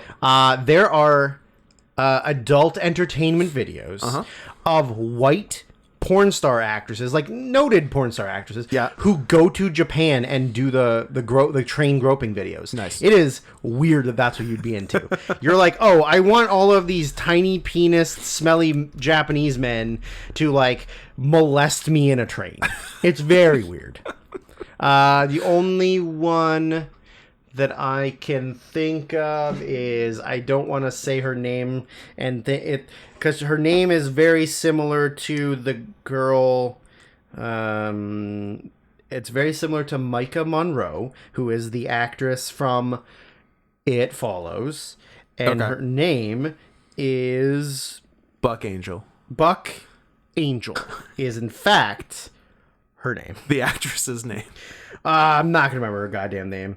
I continue on this path. I'm getting sidetracked. So yeah, the guy who gropes her tracks him down. Yeah. Gives him the old choppy your arms. Mm-hmm. He then sprays blood for, I don't know, forever. 45 minutes. A really long time. Then she goes to get back on the train. The train is empty. I wrote, somebody's got daddy issues because they followed the old man on the train. And turns out he's the keymaster. He is the keymaster. He rips his head, he rips the top half of his face off. Well, I think she sliced it. Yeah, but like he rips it off, right? Yeah. Like after she sliced it. But he has Brain Man. He has bazooka eyes. Yeah, Brain Man and bazooka eyes. He's Bazooka Joe. Yep. Then just What did I write? I guess just from the arm spray. I wrote, there's so much blood, probably the most ever. Yeah. Then he kind of reveals to her that like he's the one that's been making people into the engineers. Is it at this point he does it to her? I think so. Right? It's close to here, yeah. And he is the he killed her father? Yeah, or he's the guy who killed the guy. He's the guy who killed the guy who killed her father. Yeah. Because so now her daddy issues have translated over. Because her dad was anti-privatization. Yes. Because he's a communist. And so the kind of bad chief had him killed.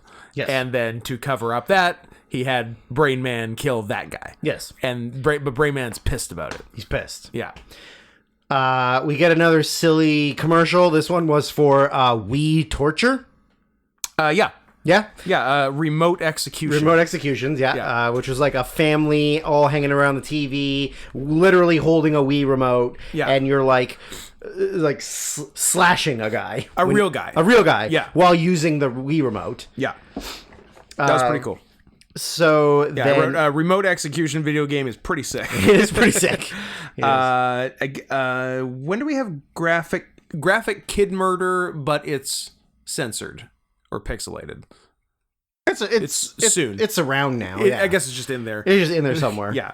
That was, I wrote censoring the graphic kid murder.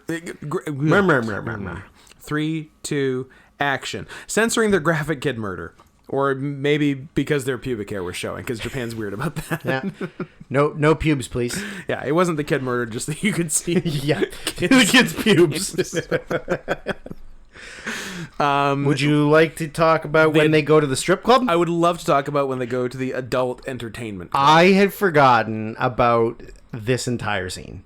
This seems like the most forgot about important scene in the movie. No, the most important scene is later, but this one is pretty important. True. So, so this is the first implication that there could be like a furry element to the TF, but it is never delivered upon because we do have a snail woman. I wrote there's an insanely nippleless woman who has just like surgical scars across her breasts where the nipples would be. She got like, but they have big metal staples in them. Yeah, she got like the worst top surgery of all time. Absolutely the worst. Then just a full-on snail girl who has snail shell nipples. Snail shell nipples, eyes on stalks. Eyes on stalks, and a shell on her back. Yeah.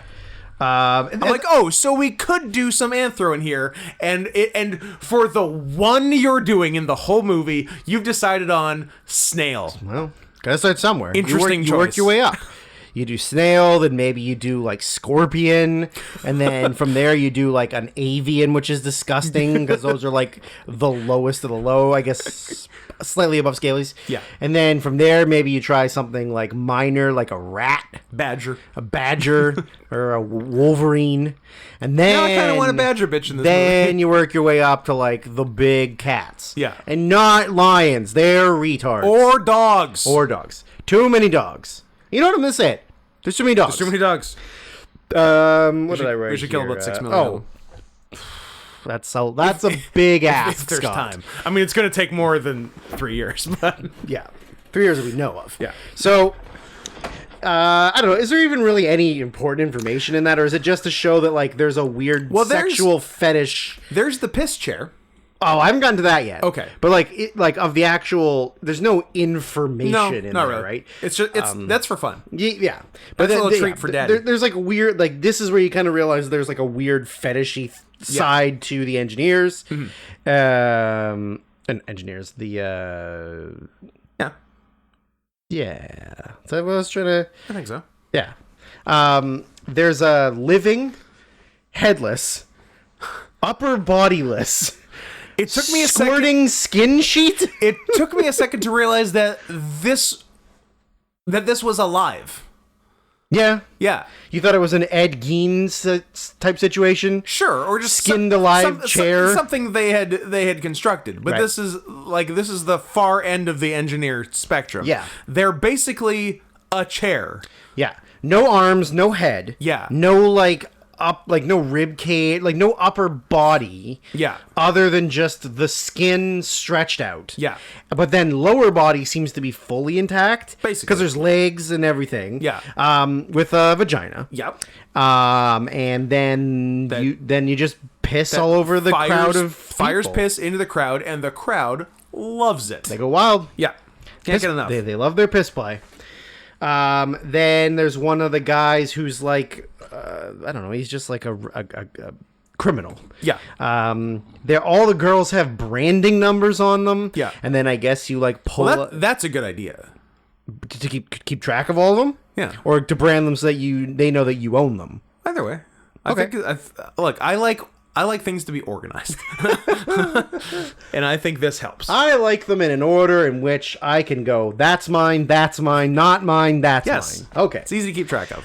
So I guess you like pull a number and then you can like fuck the one. Then you get them in a private number. room Yeah. or whatever, yeah. So this criminal guy like gets in the room with like the cute girl, but then he's Being a jerk. He's being a jerk, but then she's gonna give him the old blowies. Yeah, how's that go? While he's getting the blowies, he looks in the reflection of a piece of mirror that's like on the other, 40 feet away on the other side of this dark, dank room, and he sees, it appears as if there's a guy standing behind me in that tiny piece of mirror over there, but I can make out all of his facial details and his bazooka eyes perfectly. So Bazooka Joe comes in, and as he's being distracted by him, she bites his penis off. Yes, she does. But Luckily, but I was gonna say bites his penis off, but he like doesn't even react to having his, like, he does, but it's not enough. But it's not like he's like holding his penis and he can't do anything. He just acts normal, but his penis is gone. Yeah, I'd be more upset. I feel like I would react a little stronger to having my penis bitten off. Yep. But luckily, the penis does not stay bitten off for too long. Well, true. Because he is an engineer.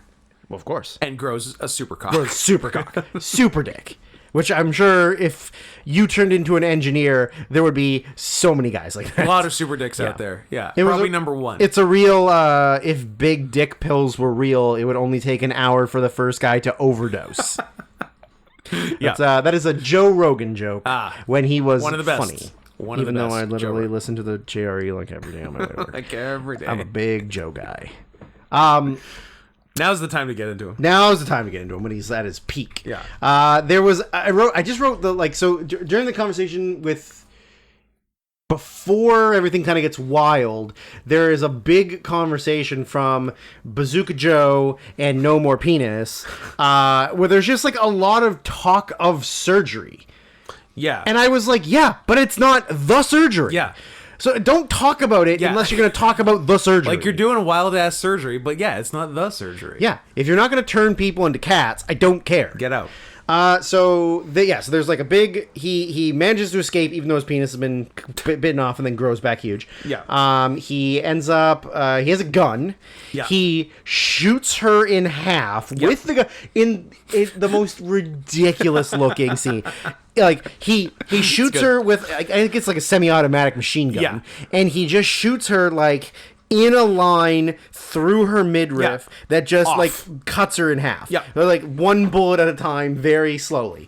Yeah, and then he goes to escape, but turns out that she was also an engineer, and she turns her lower half into crocodile. Crocodile mouth. Crocodile mouth. Yeah. So she's got like essentially one leg is the upper jaw, one leg is the lower jaw, and then she can just the uvula is her vagina, and she can just scoot.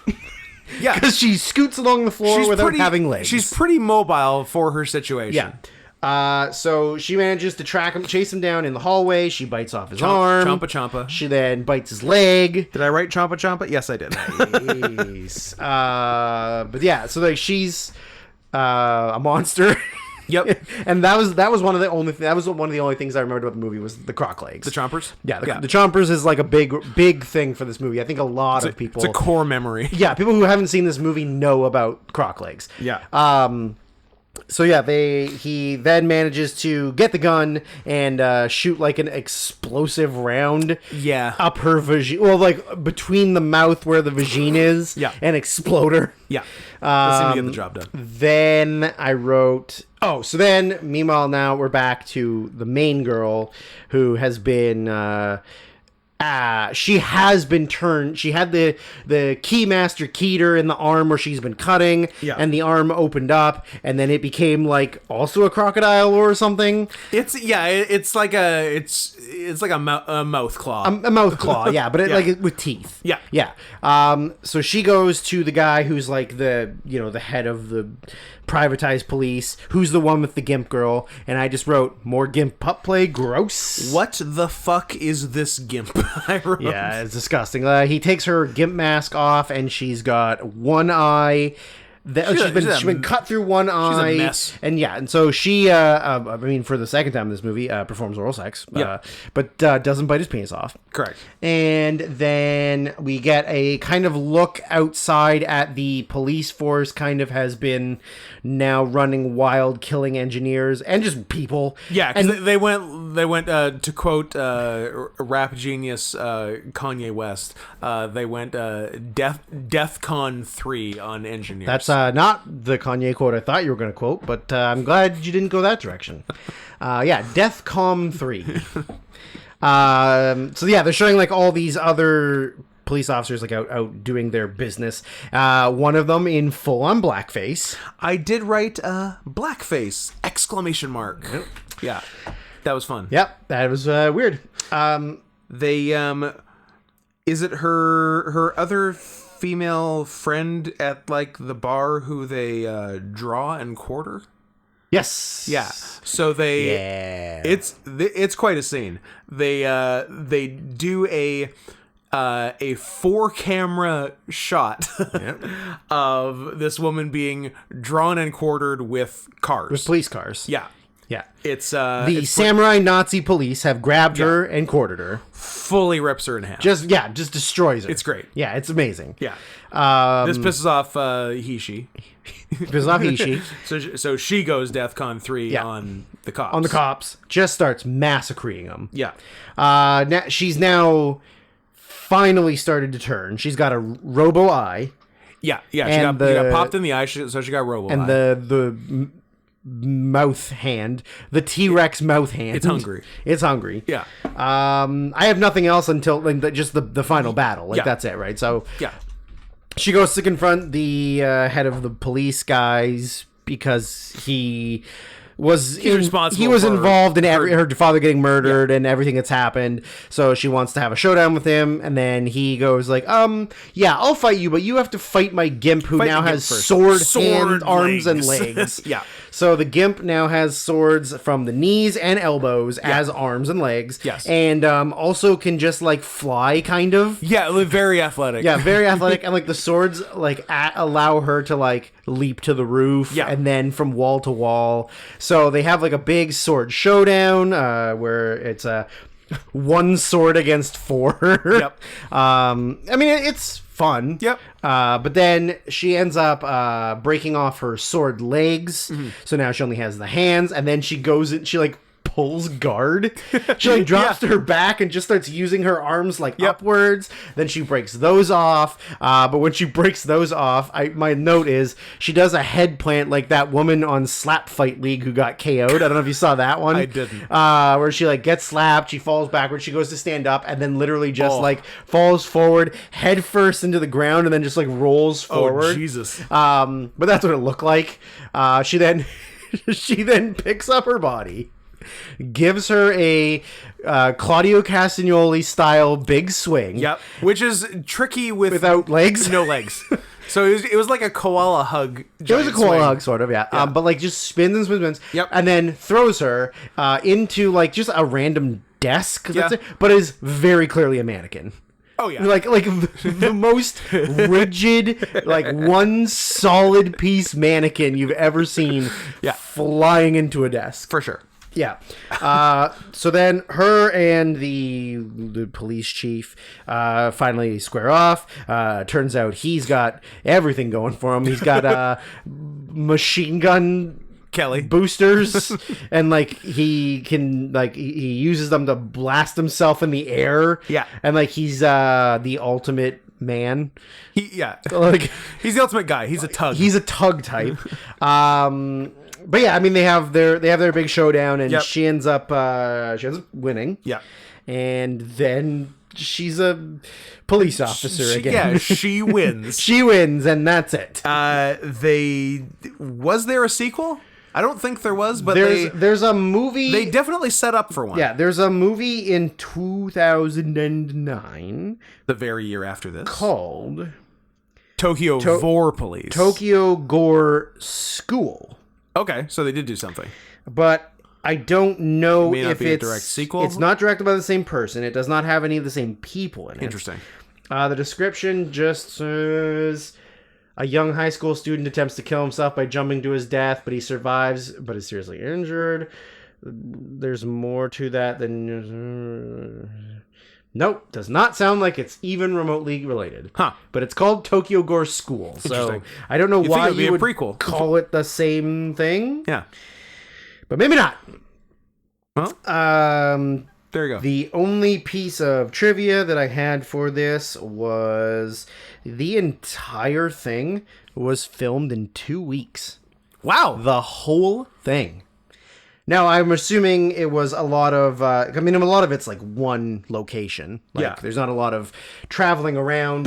And I guess, a lot of it seems like it was filmed at night, so maybe they just kind of filmed nonstop. Like I don't know what the laws are in Japan as far as like who's to say how long you're allowed to film. Like probably doesn't exist, if you were to be honest. Yeah. Like it's just you need to get this movie done, and we're doing it. 2 weeks is crazy. 2 weeks is crazy for all that blood. Yeah, and all those prosthetics there's a lot and going like on. Practical effects and shit. Yeah, but all done in 2 weeks. Wow, so it's pretty wild. Good job, guys. You should have made a sequel in another 2 weeks. Yeah, silly.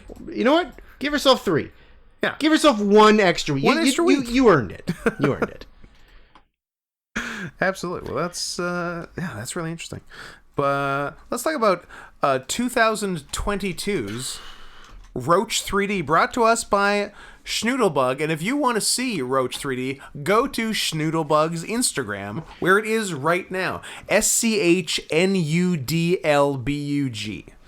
Schnoodlebug. I think there's an umlaut on the U, but you don't have to type that in. So go there if you want. I believe the 2D version is on his Instagram, and you can probably pay for the 3D somewhere, or you could be us and have it sent to you. We were actually invited to go see the premiere of this live because we're fancy girls, but it was a Saturday, I believe, and you were working. Yeah, unfortunately. Yeah. Which would have been fun, but apologize we weren't able to. But sent it to us in very short order afterwards, and we got to sent to you, then sent to me with the message in case Scott forgets to send this to you, and I said he might have. Well, clearly, Schnoodlebug on top of his shit. Yeah. Starts with an epilepsy warning. Good. Well, I had it the whole time, so... You had epilepsy the whole time? Epilepsy this whole time, and I kept it a secret from the world. You had a half-hour seizure? I did. So, I watched this in my Roach 3D branded 3D glasses. Correct. There were a given 2 pairs each, I believe. 2 pairs each? In case we wanted to watch it with a friend. But I didn't have a friend. My only other friend was you, and you weren't here. I was somewhere else. Yeah, there are a few good 3D scenes. There's one sort of like going like downward and then like through sort of a cityscape thing, which that was where like the 3D popped the most. This is going to be a short review because there's not that much we can say about it. It's half an hour. It's extremely experimental. It's an entirely an experimental. It's visuals. It's not like there's no script to it. It's not a movie. It's not a plot. There's a very loose framework of it that they set up at the beginning with a bit of text. It's an alternate 1996, I believe, and there's been some sort of great departure, and the Earth up to a certain altitude is uninhabitable, and that's most of what you get, and the rest is sort of a close shot of what appears to be a pilot of some sort of aircraft. I believe the aircraft is Roach. If I'm completely misinterpreting that schnoodlebug, I apologize, and feel free to correct me, but that's what I got out of it. And then at I don't know, the Roach has a sort of a crash landing thing, and again, most of it is just a close up you looking at the outline of the pilot, and then sometimes you get some POV from the pilot and a few other shots here and there. But yeah, the pilot I think sort of crashes and meets up with a second person, and they're basically trying to get where they need to go, and then a lot of it from there is the visuals of their journey and through everything, and there's some back and forth between the pilot and the other person, ostensibly. So yeah, it's pretty much all visual. There's not even a lot of back and forth between the pilot and the other person. There's just these bits here and there where they're sort of figuring things out and whatnot. And yeah, then you get some visuals with the where the 3D comes into play, going through cities. I don't know if they're at sea level where it's uninhabitable, or if these are some sort of new sky cities. But regardless, that's sort of how it goes. And yeah, super experimental. Everything's it's all sort of line art, I guess you would describe it as. Yeah, it's like yeah, but it's, unless it's something new and hip that we are unfamiliar with, which is very possible. Very possible. So that's basically the deal. It's it's like half an hour worth checking out if you want to see what other people who are listening to this are making, and it's people who have different art styles than you would normally be used to, I think. Yeah. Right? It's something that's just very different. I thought it was The Ring. And I thought Drew was pretty sure this was I'm going to die in 7 days. And bad news, I watched this 5 days ago. Yeah. So I've got 2 days to get somebody else to watch it. Clock is ticking. I just got an on-air message from Zachary K, who is paying $100 for us to watch an Oscar movie. What a guy! Zachary I hope K. is paying $100 to have us watch an Oscar movie, or is transcribing the bad audio episode. Nice. So message me just before we started. Has anyone transcribed the Garbled Drew episode? I say not as of yet. He responds 2 hours later right now. Okay, seeing as to why no one has attempted this. Bit off more than I could chew, but I'm committed now because I've already done almost 3 minutes of 2 hours 44. 2 questions. Do I need to transcribe your attempts at talking over each other? Spoiler, you do that a lot. And do you want timestamps? I'm going to respond, this is an insane undertaking. We are recording right now, and what do I even tell him? I don't know. Does he know that he only has to do the movie reviews? He doesn't have to do the whole episode? That's what we said. We said if somebody does the movie reviews, we will redo the movie reviews. But we don't need to redo the whole episode. Yeah. Unless he really wants to do the whole fucking episode, but like I don't want he doesn't need to. I don't want to re-record the whole episode. He doesn't need to do any of it. Scott, This is crazy. Some people that listen to this podcast are just as autistic as you are. Some people really like this podcast. Some people like this podcast so much more than we do. Some people like this podcast more than you and I like each other. Or anything. Yeah, I mean, Zach, you don't have to, man. But if you're going to, you just have to do the movie reviews. You don't have to do the preamble, the bullshit, the ums, and the Make sure to get every audible pause. Get these pause. Yeah, I will get back to you at the break. Hopefully you don't do too much more in the meantime. But Roach 3D. So you're pretty sure you're getting the ring? Oh, I'm dead. I'm not getting anybody to watch this in the next 2 days. So, this is airing more than 2 days from now. Probably dead. If you're hearing this now, Drew is long dead. Long dead. So and I've been dead for 40 years. Oh my god, what a twist. So yeah, so Instagram.com/schnoodlebug, SCHNUDLBUG, and check it out. And thanks for exposing us to this, and thanks for the invite to the premiere. And I'm sorry we couldn't make it, but maybe we'll see your next thing. If you do a Roach 2 3D, we'll try to be there. Now, do you have to multiply? Is it Roach 60? What's 60? What's the sixth dimension? You don't know. Flavor. Okay.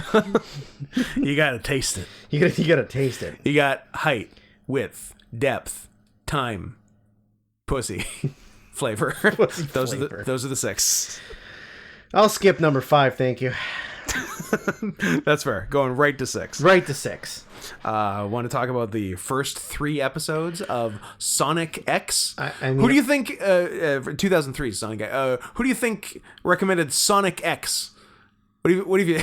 Leo Larkin. No. Oh. Eve. No, wasn't Eve.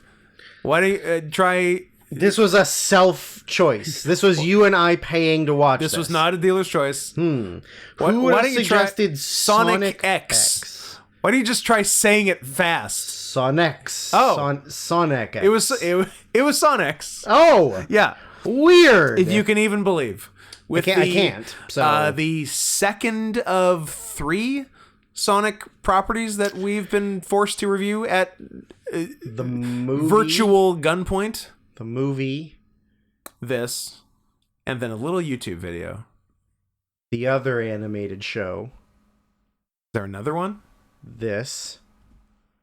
The YouTube. There are 4? There's 4, wasn't there?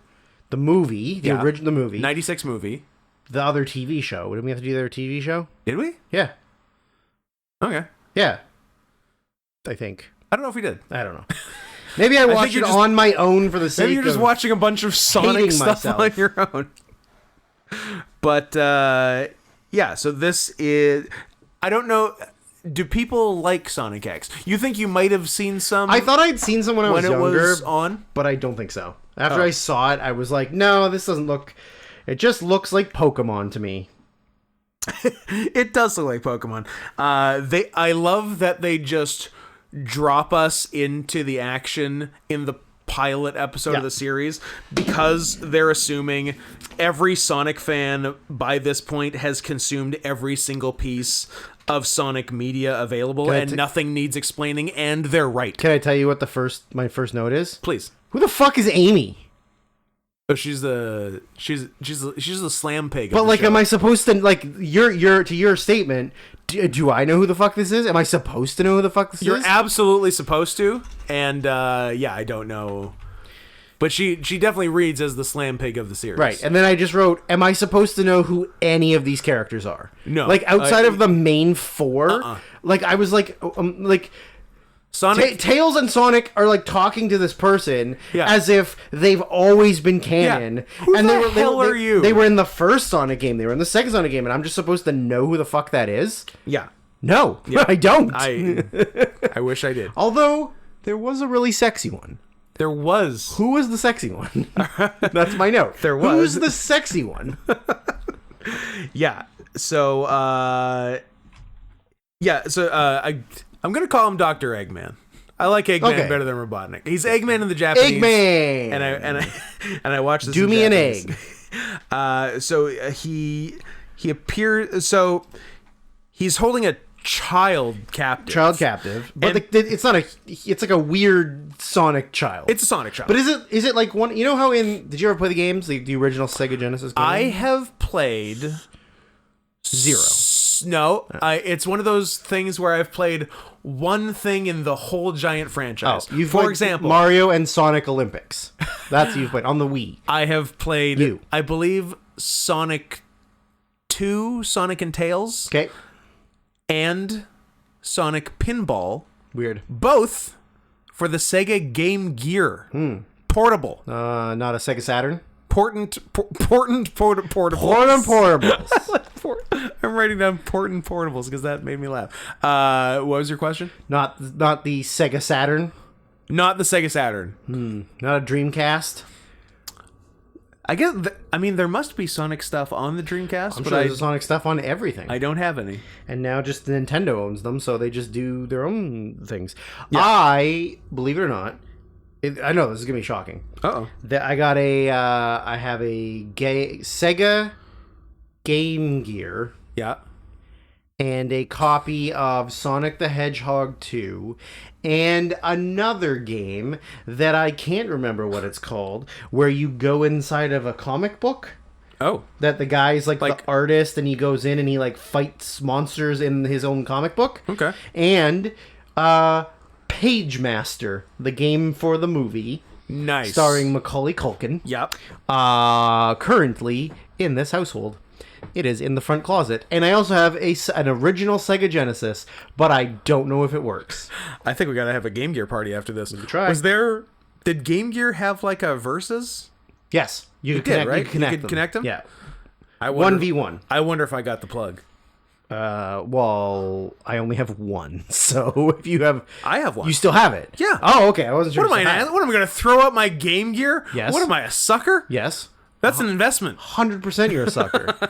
I've seen you suck a lot of things. I guess I'm a sucker. You're a big sucker. But, no, I definitely still have my Game Gear. Has it been turned on in... 20 years? 15 to 20 years? Yeah. Hard to say. But I bet... I wonder if the batteries in it have exploded and ruined it. Good question. That happens to a lot of electronics. Good question. I never think about that. I haven't turned either of mine on, so I don't know if they work. Yeah. But if they work, I'm going to sell them because they're probably worth some money. Yeah, I don't... Anybody on here want to buy a Sega Genesis and also Game Gear that I'm not 100% certain works? Best offer is your worst offer. Give me more. Is that a fair statement? Yep, that's fair. I think my original Game Boy stopped working. Sadly. Don't know if I still have it, but had it for a long time, but I think it finally shit out. I have a 3DS in the closet that I never use. I have a Game Boy Advance that I never use, but it can play Game Boy games. Right. Yeah. Backwards compatible. Remember when they went out of their way to make things backwards compatible instead of the opposite now? I do. Yeah. I do. Those were nice times. Remember when game companies were like actively trying to make the best game they possibly can? Yeah. And not just trying to meet a deadline and it didn't matter? Yeah. Weird, huh? Weird. I also miss the days when there was video games I wanted to play. Sure. Instead of just trying to struggle to find anything. Yeah. No, like games haven't been good in at least 15 years. Yeah. Yeah. Yeah. Okay, so my point was, yes, is the kid that's kidnapped, yeah, you know, in Sonic 2 when you like knock out Eggman at the end of every like level, and then like all those little babies escape. Is that one of the babies? Could be. Maybe. Could be. I'm unclear. But instead of animating like 40 babies, they just did one, and they were like, it's good enough. One good one. It's good enough. Yeah, so there's that. So he has a child captive, but also he has like a slut just like hanging out. I don't know. But it's the same as the movie. Because he has the king's daughter that he wants to fuck and marry. Yes. But she's also like a kind of a babe. Yeah. No, she's just a regular girl. This is like a fox girl. Yeah, in the 96 movie, they're very slightly cat people. Right. Yeah. But like not trying very hard. Yeah, but this one is like a full-blown fox. This one's a Sonic character. Whatever she is. Yeah. Yeah, and she's just I'm gonna look it up. You should look it up. And then find porn of it. Yeah, that's not Amy, right? That's a different No, slut. Amy's like the little one that's with them at the start. Yeah. Amy's pink. Yes. Yeah. What should I look up? Sexy. Sexy. I mean, you're going to be bombarded if One- you write sexy Sonic character. Like you're going down a hole you're never getting out of if you type that. It's this one. So be careful. Rogue the Bat. So I guess she's a bat. It is a bat. It was a bat because she was like hanging up like on a high shelf by the ceiling. She prefers height and She's a heightist. Yeah, and she's how do I put it? Hot? Yeah, a little bit. A little bit hot. A little bit. Yeah, I have never and will never be a Sonic guy. Sorry, Sonics, I know it's your whole life. But Rogue the Bat, a little bit hot. Gotta say, you caught me off guard. You got me there. Here is Rogue the Bat. I hope it's what I want it to be. In theory, I guess jerking off Eggman's robotic penis. I don't know. Is that a thing? So Eggman's got a child and a slut. Yeah. One captive, one of her own free will apparently. And he's got all the Chaos Emeralds, again given like zero exposition. Yeah, like to set this up, just like it's happening. You're only watching this here. because you like Sonic. Yeah. We don't need to explain. You know all of this already. You aren't two men in their late 40s who have never consumed any Sonic media, who are confused out of their minds That's not right true. now. I've done a lot of Sonic. Yeah. Yeah. How Yeah, much? I played the first and second games, and I watched the animated series when it was on here. Voiced by Jaleel White. Yes. Nice. Did you know that? Nope. Now you did. News to me. Sonic is Urkel. Sick. Yep. That's a fact. That is a good fact. Did you guys know that? You learned something today too? This is an edutainment podcast. Edutainment. So yeah, I don't know, he's got the fucking Chaos Emeralds and he's gonna do something. Sonic comes in to stop it because Sonic is an altruistic hero. Sonic is the best of us. Okay. Is he the last of us? He's not the last of us. Okay, good. Pedro Pascal is the last of us. I see. And the creepy girl from Game of Thrones. Yes. Yeah. Yeah. Interesting pairing. I like how just like we've sort of gone back to like old Hollywood like movie contract style, only with cable companies.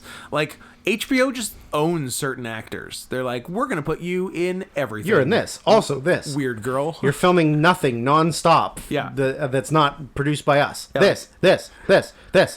Yeah, like that's a Netflix guy. That's an HBO guy, and they're just in everything forever. Yeah.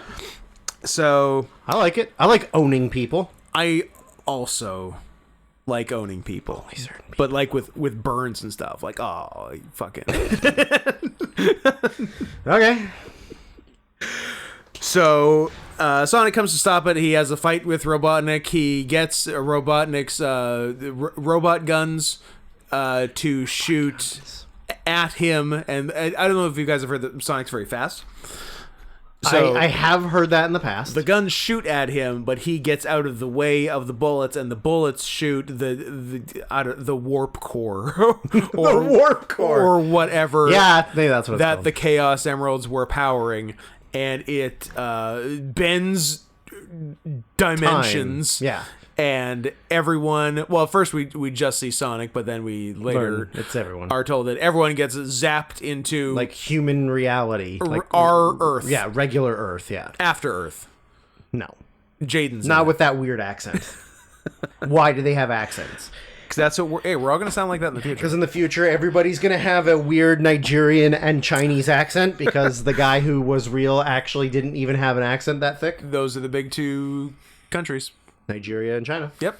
Nigeria's population is bigger than you think, Scott. It's blasting. Yeah, it is blasting. They can't stop. They can't stop. And you know what? And they won't stop. Uh-uh. Can't touch us. So yeah, so now we find ourselves on just basically regular Earth, but wherever they are has a very advanced police force. I love that you're beard brushing this whole time. Well, sorry. First, one note that I had was before, and this is going to be a callback to the previous Sonic thing we did. Before the core gets blasted and they're trying to rescue the child, I guess. Knuckles shows up. Yeah. And I said, oh, is he going to make them pay him to help them this time like last time? Remember when he saved them and then he was like, okay, so you guys owe me like 10 favors. That money you owe me. I'm like, what? Yeah. So is he going to make him do it again? He doesn't. But he is like grumpy the whole time. Yeah, well, he's always going to be grumpy. What's Knuckles' problem? I don't know, he's black. Oh. Anyways, my note was, so the police just have access to hyper futuristic F1 cars. I like a police force with McLaren F1s. It's so weird. Like, just in case this trans-dimensional hedgehog who can run 300 miles an hour comes, we're ready. Good thing we've got all those McLarens in the garage. The only thing these are good for is chasing interdimensional hedgehogs. So dumb. I'm glad we prepared. I'm glad we spent 112% of the city's budget just in case. Yeah, on fast cars. So we have like sort of a chase, but sort of a race with Sonic. So I don't know if they're mad at him. There's or like if checkpoints and it's real weird. Yeah, like it's unclear if they're even trying to get him or if they're just like, let's see who's faster. Yeah, I want to outrace him. This guy I know nothing about, but I know is this fast. Fucking alien. And they're like, hey, we get to do something. You know, there was only one arrest this year, and it was just a boring old serial rapist. Yep. That was the implication. Yeah. And and so then he's bopping around town, ends up underwater, ends up falling in a rich family's swimming pool. Yep. And I'm like, and it kind of seemed for a sec that he might drown. He might die, like in the game. What if Sonic drowned in the first episode of Sonic X? That is an interesting move. Nobody's bold enough to make those decisions, and I don't like it. I want somebody to make the decision to kill Sonic character. in Sonic X. And just leave him dead. And then have 10 seasons. And it's the Tails show now. This is the Tails show. This is the Tails show. So the kid who lives there saves Sonic, and after he saves Sonic, I have never seen a more "are they going to fuck" scene than what occurs. That was the most romantic scene I've ever seen in my life. It was insane. I'm like, what are they doing? Well, this is a child and a hedgehog. It's Japan. They like what they like. It was nuts. That was basically the first episode. The closing credits are too meta for me. I don't like that the closing credits are Sonic watching Sonic X. Like he's watching highlights of the he's in like the living room, like falling asleep against the couch watching highlights of the show. I once it got to the credits I closed it. So I didn't actually watch those it. are the credits. Okay. They're confusing. So we learn and also the closing credits theme is kind of a bop. I'll give it that. Yeah, a little bit. It's pretty good. Yeah. I don't like the intro song. No, intro does nothing. Annoying. Intro does nothing for It's me. annoying. Closing is nice. We learned that the formerly kidnapped child's name is Cream. Gross. And her weird gross non-verbal friend Cheese. Yeah, gotta call him something. Cream and Cheese. Two Sonic characters I was admittedly unfamiliar with. I do like me some cream cheese. There's like I would love to spread some cream cheese. There's a weirdly strong anti-military stance of the show, which I found interesting. And then they swear. Yeah. They said shit. Isn't that bad though? I wasn't ready for shit in Sonic X. It was so weird. Yeah. They said it twice. Yeah. I literally thought, I'm like, there's no. Okay. I heard it, thought there's no way. went back, watched it again, saw it again in the subtitles, changed it to English. They say it in English. I still didn't believe it. Yeah. And then they did it again later. Yeah. It was crazy.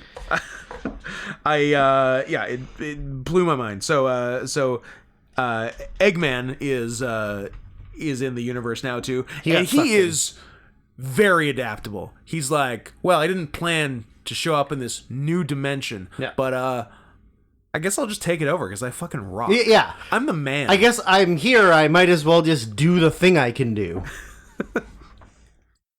Yeah, so he sends a fucking robot after him. Yep. Guess what? Sonic smashes it. As he does. Okay. So Sonic is powered up by rings. Yeah. Which made enough sense before they got transported to a new dimension. Correct. But like the deal here, like Sonic fights a thing, and then Tails and whomstever else, I guess Cream and Cheese, show up in a plane and like give him a ring to juice him up. You brought the ring with you? I think Tails carries rings. Oh, Tails is the ring bearer? Yeah, I think so. Oh, I think Tails keeps it around his tail. I can never remember if Tails is a girl or a boy. Miles Prower. It's boy. Boy Prowler. Boy who talks like a girl. Rowdy Peeper. Miles keeps them around the base of its tails as if it was a cock ring to keep the tails hard, so that when it's flying, it propels it. I thought you were being serious for the for the first half of that. I'm like, really? Until I said cock ring, and then you were like, wait a minute. Really? As if I have any knowledge of the Sonic universe, and I'm going to tell you the exact fucking information. Well, you seemed confident. Well, sometimes I'm confident. So sometimes I'm a liar. Yeah, and I think that was the second episode, or maybe it was the third. And because I think that was the second, and then I really only have two notes. I have two notes for the third one. I think I have why Knuckles so grumpy. I wrote Knuckles isn't black enough, but he's still a fucking menace. Because he's such a grumpy jerk. Yeah, he's What's always his pissed. fucking problem? And there's at the end of 3, I think he helps them fight whatever. Yeah, and then they're Isn't like Cyborg Sonic. Isn't that? I think you've drifted into the movie again. Okay. The movie is definitely Cyborg Sonic. Possibly. And he like helps him, and then they're like, all right, we're going back to, I don't know, just live with this rich family now. And he's like, nah, I'm dipping. I'm my own man. And they're like, why? And he's like, fuck you. That's why. Yeah. He's a completely unnecessary piece of shit. Hey, mind your own fucking business. That's why. And then my second note was, is Amy fucking Sonic and Knuckles? Yeah, kinda. Because that's the vibe I get. That's what I feel. Are they poly? Is that why Knuckles is pissed? Because he doesn't have sole possession of Amy? Possibly. Yeah. Maybe Sonic's got better D. Could be. Maybe he's got better D game. I mean, if the racial coding, if I'm to understand the racial coding, Sonic does not have a better D game than Knuckles. Well, let's look it up. Whose D game is better? Amy's not hot. She's too much of a hedgehog. No, she's like a child too, which I mean is up your alley. I mean, she's better than Cheese. Yeah. Pardon me. Cream. Cheese is like Cream's pet. Yeah. But also sentient. Yes. Yeah. It's bizarre. It's weird. But Rogue, I think, can get it. Oh, can definitely get it. Yeah. Even with those bat wings, which is I'm not a big fan of. Mammals with wings. I mean, it's real though. I was gonna say at least it's not a wolf with wings. Or like a wolf with wings who's purple and neon green, but also has horns. Horns, exactly, and of course, 2 different colored eyes. Well, every single fucking what, one. are they supposed to look normal? In trying to be different, you have become the same. You are no different than every other depressed weirdo. You fucking nerds. Who's doing the same thing. That's all of my notes. That's all my notes. Do you have any fun facts? I actually had Sonic X. I literally nothing. I looked it up and it was nothing. 0 of the characters are voiced by Jaleel White. That is true. That is That is a fact. It's a fun fact from the world of IMDb. None of these are Jaleel White. Nowhere, not an Urkel in the bunch. 0 Urkels.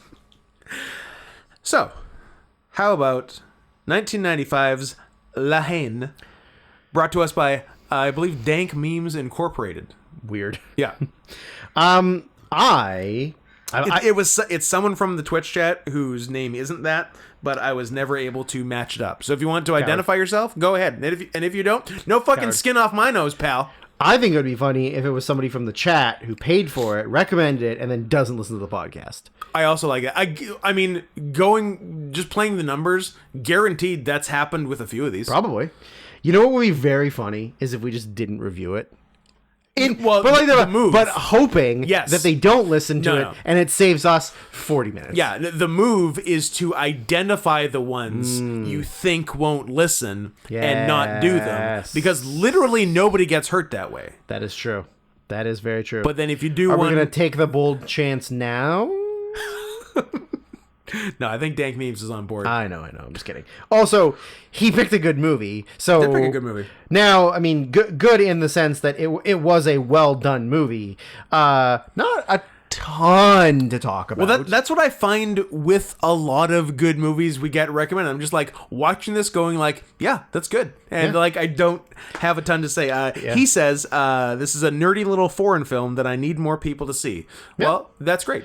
And we did. And I've actually been meaning to see it because someone actually, maybe a month before you recommended this, said something about it and how it's highly regarded and underrated, sort of. Yes. Yeah. Well, it's got a high score on Letterboxd, but not a lot of people talk about it. It's got a Criterion release, so I mean, yeah, it's a nerdy foreign film that people who have seen it really like it. Yeah. It's been on my watch list for a very long time. Yeah. But it's just one of those ones where, like, unless I buy it and it gets added to my like watch of the things I've bought list, I would probably never get around to it. Yeah. So I'm glad that somebody paid for it. Yeah, I'm looking at your criterions right now, and I just misread Onibaba as Obama.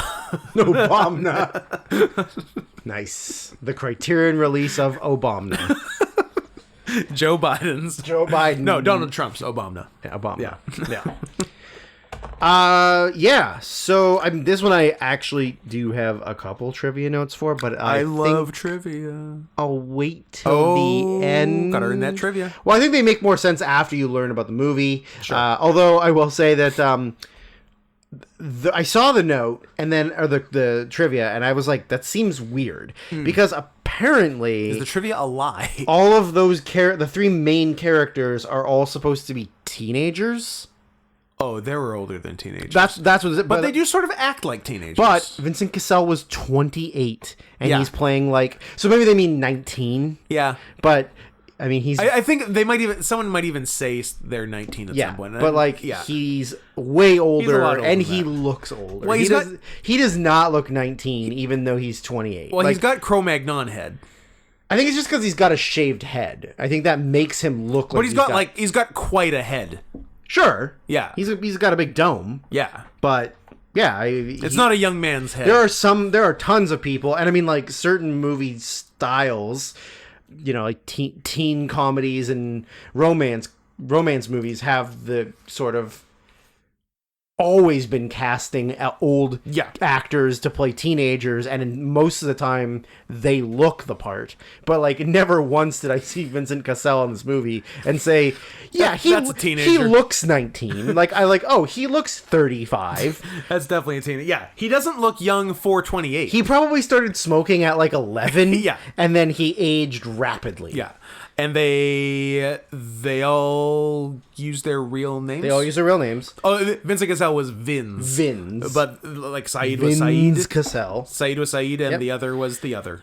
Why are you calling him the other one, Scott? Is it because he's different than... Hey, I got Saeed. Give me some credit. Yeah, but he was in Lost, so... Wait. It's that Saeed? No, but he was also in Lost. There was a character named Saeed in Lost?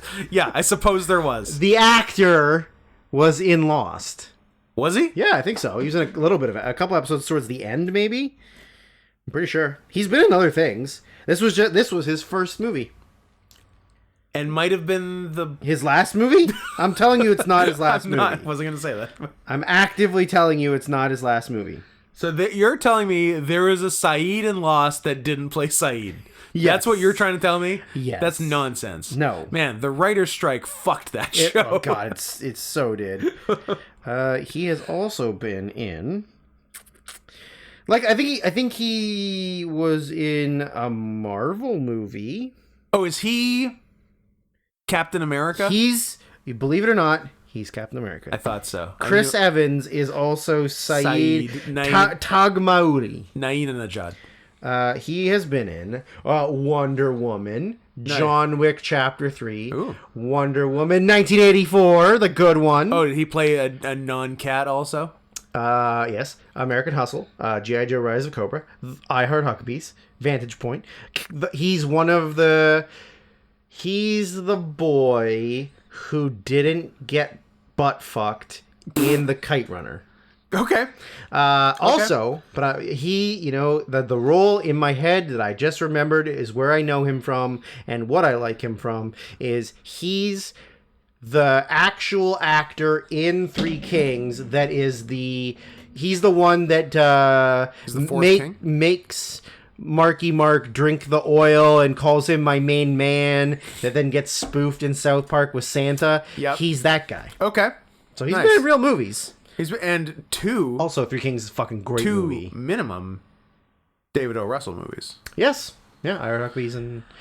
somebody should pay us $100 to watch Three Kings, because it's fucking good. Yeah. It's very underrated. Yeah, it is good. And also Spike Jonze is in it, and he's really good in it. Yeah. Because he and Jamie Kennedy are both in it, and are both pretty good at it, because they're stupid, dumb fucks. Yeah. Yeah. And I haven't seen... Like, I Heart Huckabees was a cool movie to like when you were a pretentious mid 2000s-er. Baby. And you were born in... Yeah, I was baby. And that's the last time I saw it. So in my head, it's good. But is it good? I have not seen it since... I think it came out in 2004. I probably saw it 2005. I maybe saw it like 2007 or 2008 was probably the last time I saw it. I honestly couldn't tell you if it's good or not. There's a lot of movies like that I know I liked, but then have not seen once. Would I still like then. it? Yeah, I don't know. Yeah. Another one that is that the David O and Lily Tomlin fight on set? Is it that one at Huckabees? Yeah, it is. Yeah, where he's laying in the back seat and she's screaming at him. It's good stuff. Because he's a piece of shit. Great stuff. And then he busts through the door when they're having the argument in the set. And yeah, of course. Yeah. There's that one. There's a few movies that I always think I like, and then I know are in theory good, but as a grown ass adult man, I don't know. Stepford Wives. Okay. Good movie. But good movie, but is it? Haven't seen it in 15 years. So is it actually really good, or did I just like it then because I had different tastes in music or movies, and then I had different mommy issues? Oh, I don't have mommy issues at all. Good. I have the other kind. Mommy. No. Oh, I'm sorry, Kelly, that not all of us have great, perfect fucking relationships with our father. It's a very big highlight of seeing the Lego Movie with Kelly Summers and Justin Alexander Chun Manchu, where myself and Justin were bawling our eyes out, and Kelly was stone-faced and called us the F word for crying at a kids movie, and then Justin and I yelling at him because he has a great relationship with his father, and neither one of us did. So yeah, very funny. I like that. The story is like a couple of apparently teenagers. Sure. Sort of like hustlers in France, like in shitty suburb of Paris. Yeah. Scott, I could talk about this for 100 years. I could not be a hustler.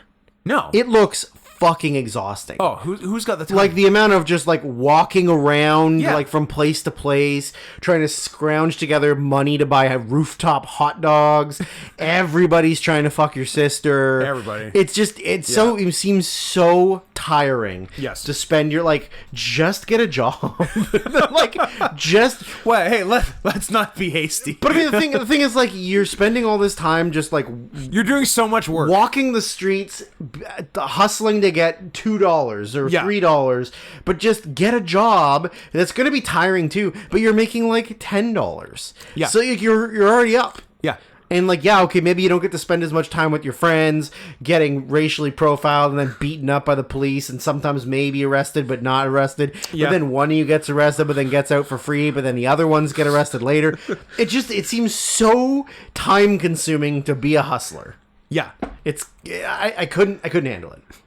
Yeah. So there's a bunch of unrest with the police. There was sort of like even a sort of a siege on the police station. Yes, because there I guess there were some sort of riots, and then someone got an acquaintance of theirs. I mean, I guess it's like a guy from the neighborhood who you're friendly with. Yeah. Right. Got shot and is in the hospital. Maybe will die. Yeah, and the other thing was one of the cops had their gun stolen. Yes. And those are like the two main things from the beginning. Through lines as it goes through. I don't know if you noticed right at the beginning, young Vince Cassell has a sick Bret Hart poster in his room. He does? Because it's 1995. Of course. He's the goddamn world champion. Yep. And Europe loves pro wrestling. Nope, he lost it in November 94, which is exactly when this would have been filmed. Yep. So, checks out. Yep. Good job, stupid. Yep. What? I think it was between Vince and his sister when she's like, I'll tell grandma on you, and over something like fairly minor that he would have gotten in like minor trouble for, and then he responds with so she's like, yeah, I'll tell grandma. He's like, I'll fucking murder you. I'll slit your goddamn throat and watch you bleed out. That's how you're supposed to react to your sister. Damn. Way to go, Vince. Yeah. I don't know if it was over like skipping school or it was something like that. Yeah, I don't looking at porn. Ooh, there was mention of looking at porn. It might have been that. Yeah, there was mention of looking at porno. Yeah, so it must have been that. Vince had a great pornography. Had a great overreaction. Well, if your sister catches you looking at porn, you're not going to scream at the top of your lungs that you're going to cut her head off, ISIS style, and then show it to grandma. Yeah. The movie's very well shot. There's it looks really has the director done more stuff? I think so. Just but a lot of French stuff. I think so, but nothing that's that's gotten Criterion stuff, he did Gothica. I know Gothica. The Halle Berry 2005. Now, 2003. Would you spell it with a K? If you want to look cool. Okay. He also did 2008's Babylon AD, starring Vincent Diesel. Ooh. Which I gave 1/2 of a star to. Nice. Gothica I also gave 2 stars to. But, wow, RDJ's in this fucking movie? You could, if you had given me $1 million and said, who's the male lead in Gothica, I would have said, there's a great Limp Bizkit song on that soundtrack. What song? It's a cover of The Who's Behind Blue Eyes. Is that the name of the song? Yes. Yeah. It's a cover of that. I recall that. It charted. But then, yeah. Might have been one of the last major Limp Bizkit singles, actually. Absolutely. 100%. Yeah. Yeah. He's directed some other stuff. He also apparently is an actor, like a actor. He's a fucking actor. He was in Amelie. He was in The Fifth Element. He was in Munich. Okay. Happy End.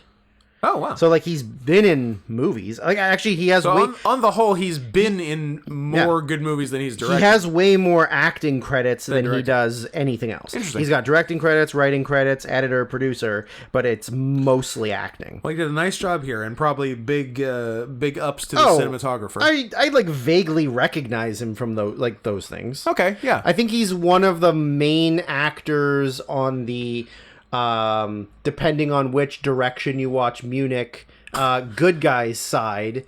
He's like the main guy that's not Eric Bana. Okay. So he's on the bad guy side. I said, depending on which way you watch it. If you watch it front to back, good guys. If you watch it properly back to front, the proper way, bad guys. Right. And they get theirs. And they get theirs. He also directed a movie that I've wanted to see for a while, but again, it's one of those things where you just never get around to it. Yep. It's a French movie called, do I speak French? I speak French. You don't. Give it to me. What's The Crimson Rivers in French? Oh, I don't know. But Les Rivières Pourpres. Yeah, I'm gonna say it nice. Give it. Let me read it. Les Rivières Pourpres. There you go. It's him and Jean Reno.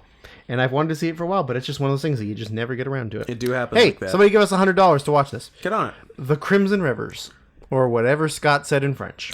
But yeah, anyways. Where were we? Back to what the plot of this movie was. There, through all the riots and unrest, Vincent mentions seeing a cow in it, and I said, I wonder if the cow he's seeing / referencing is Nikki Blonsky. Yes. Is real. But it like they didn't really like play up that angle, and they showed it later. Yeah. So there's shit's going down. I definitely thought it would be more of a thing. So did I. I thought it would. But then it was just like, more. oh, okay. Yeah.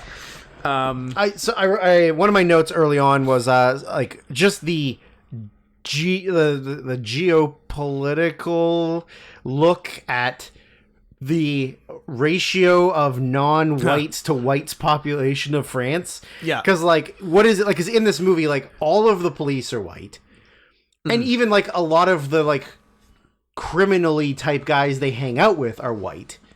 But I think if you were to make this movie now, like, would you even have enough white actors in France to do it? No, this would be a fully French African. So, like, movie. in 1995, the ratio was like 80% white, 20% immigrant. Maybe not. It was probably more like 70-30 or maybe less white.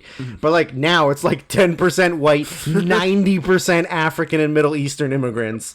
And like, I think it's actively in France, like the amount of like racial tension, racial hate crimes, like trying to burn down mosques, banning black people from voting. Like, I feel like that's what France is now. Charlie Hebdo's, Jim Crows, French Jim Crows, James Crow, as it were. But yeah, like, it's just weird. Like, if this movie was made now, how different of a movie it would be. Yeah, like almost exclusively, I think every one of those characters is. Well, I guess 2 of the 3, but all 3 characters are going to be immigrants. There's no way there's a white friend. Yeah. Like, the white guys are the bad guys. But even in this one, the white guy was Jewish. But yeah, which I guess is essentially similar to just being black. Not white. Yeah. I don't really have a ton of notes other than just they kind of... they're going about their like day-to-day activities of like, you know, trying to scrounge together money or avoid the police, but it's like the whole movie is very much fuck the police. Yeah, like which they literally spray paint on a police car. On a police car. There's also playing the like what the hell's the name of the song? The sound of police. What the hell's that song called? I don't know. Punjabi MC. I don't know. But like, yeah, like they literally are playing music that's like fuck the police. Yeah. Everything about it is just that like police they're scum. Then you kind of like are introduced to some more characters like Said's brother and sister, and his brother's like a big time drug dealer. Like, yeah. and like he kind of like runs a gang, but they're not necessarily like a violent gang. No. They're just like they're just getting work done. they're just going about their day-to-day They activities. ain't hurt nobody. They're just selling drugs. So then there's talk of there being like a big fight, like boxing match in Paris. Yeah. That they get like invited to go to by one of their just like friends. Yeah. Like their street friends. They're like, yeah, just show up, it's free, so and so's fighting, and they're like, cool, great, we'll go. But at this point, do they when is the first getting arrested or almost getting arrested? It's after that, right? Because then their plans kind of almost get fucked before they go to Paris. Yeah. Because I think Saeed gets arrested first. Yeah, because they not that often are they that solid as a trio. There's usually one that's broken off either because Vincent Cassell yelled at them, or because they got arrested. Because they're bad friends, or they get racially profiled and arrested. Exactly, it's one or the other. Yeah, so I think there's some fuckery before they go to Paris, then there's fuckery in Paris. Yeah, and it's a whole thing. Yeah. I pretty early on, I wrote. Vincent Cassell is definitely going to die. There's no question in my mind. I think as soon as they started talking about, but he has the stolen police gun, by the way. Yeah. Sorry, he has the gun, and I'm like, yeah, he's gonna die. Yeah. So they go to Paris. They go to Paris. They meet up with their friend, who's like the guy that told them to go. Yeah, that the weird rich guy? No, that's a different guy. Okay. Which just kind of came out of nowhere. Yeah, like they're like, let's go see him. Let's go see Jimmy. Yeah, and so they go. He's like half naked, coked out of his mind, just like a complete rich weirdo. Which, if he's your friend, why don't you just live in Paris and like do work for him? I feel like there are better ways to handle their lives. Yeah, like you don't have to live in the slums and like struggle to get $5 for a hot dog when you could be doing presumably the guy's rich because he's doing illegal activities. Yes. So they just do illegal activities for him in Paris. You're doing small scale illegal activities at home. Yeah. So who cares? Go do what you're doing better. Yeah. For way more money. I don't understand it. I think also before they go to Paris, I don't know. It's very much the Wild West, and someone's just like holding a dance party in the courtyard while DJing from their window. Yeah. And I've got another patented Scott hot take, much like twice last episode, or once last and once the one before, where I said I don't think tap dancing's that hard. DJing is not that hard. DJing's barely a thing. Yeah. You're pushing a button and you're turning something. It is not that hard. I think also that's like 90s DJing. Like modern DJing is way easier. You're literally just using a computer and playing a song and then choosing to go up, down, up, down, wait for the drop, bam. There it is. I feel like right now you and I could go to Ibiza and we would make $1 billion just by pushing two buttons. Yep. It is that easy. I think so. You know what else is easy? Photography. I don't know if I agree with you on that. No? I think doing photography is easy, but being good at photography is harder. I think like being a top photographer is hard, but I think being a 7 out of 10 you can do in one day. Would you like to know Henry Level Up? Yes. Unofficial sponsor of the podcast today? Yes, I would. I think a lot of people... I think it's not that hard to point a camera at a thing and frame a picture decently. I think that's easy. To do all the bullshit in Adobe Lightroom or whatever, and to get it just right, that takes more skill. But to get a decent picture is fucking easy. And also, both photography and DJing are easier than tap dancing, which I already said was easy. Tap dancing is the hardest of the group. Fair. I think photography is a much deeper conversation and argument, but... Will we agree on DJing?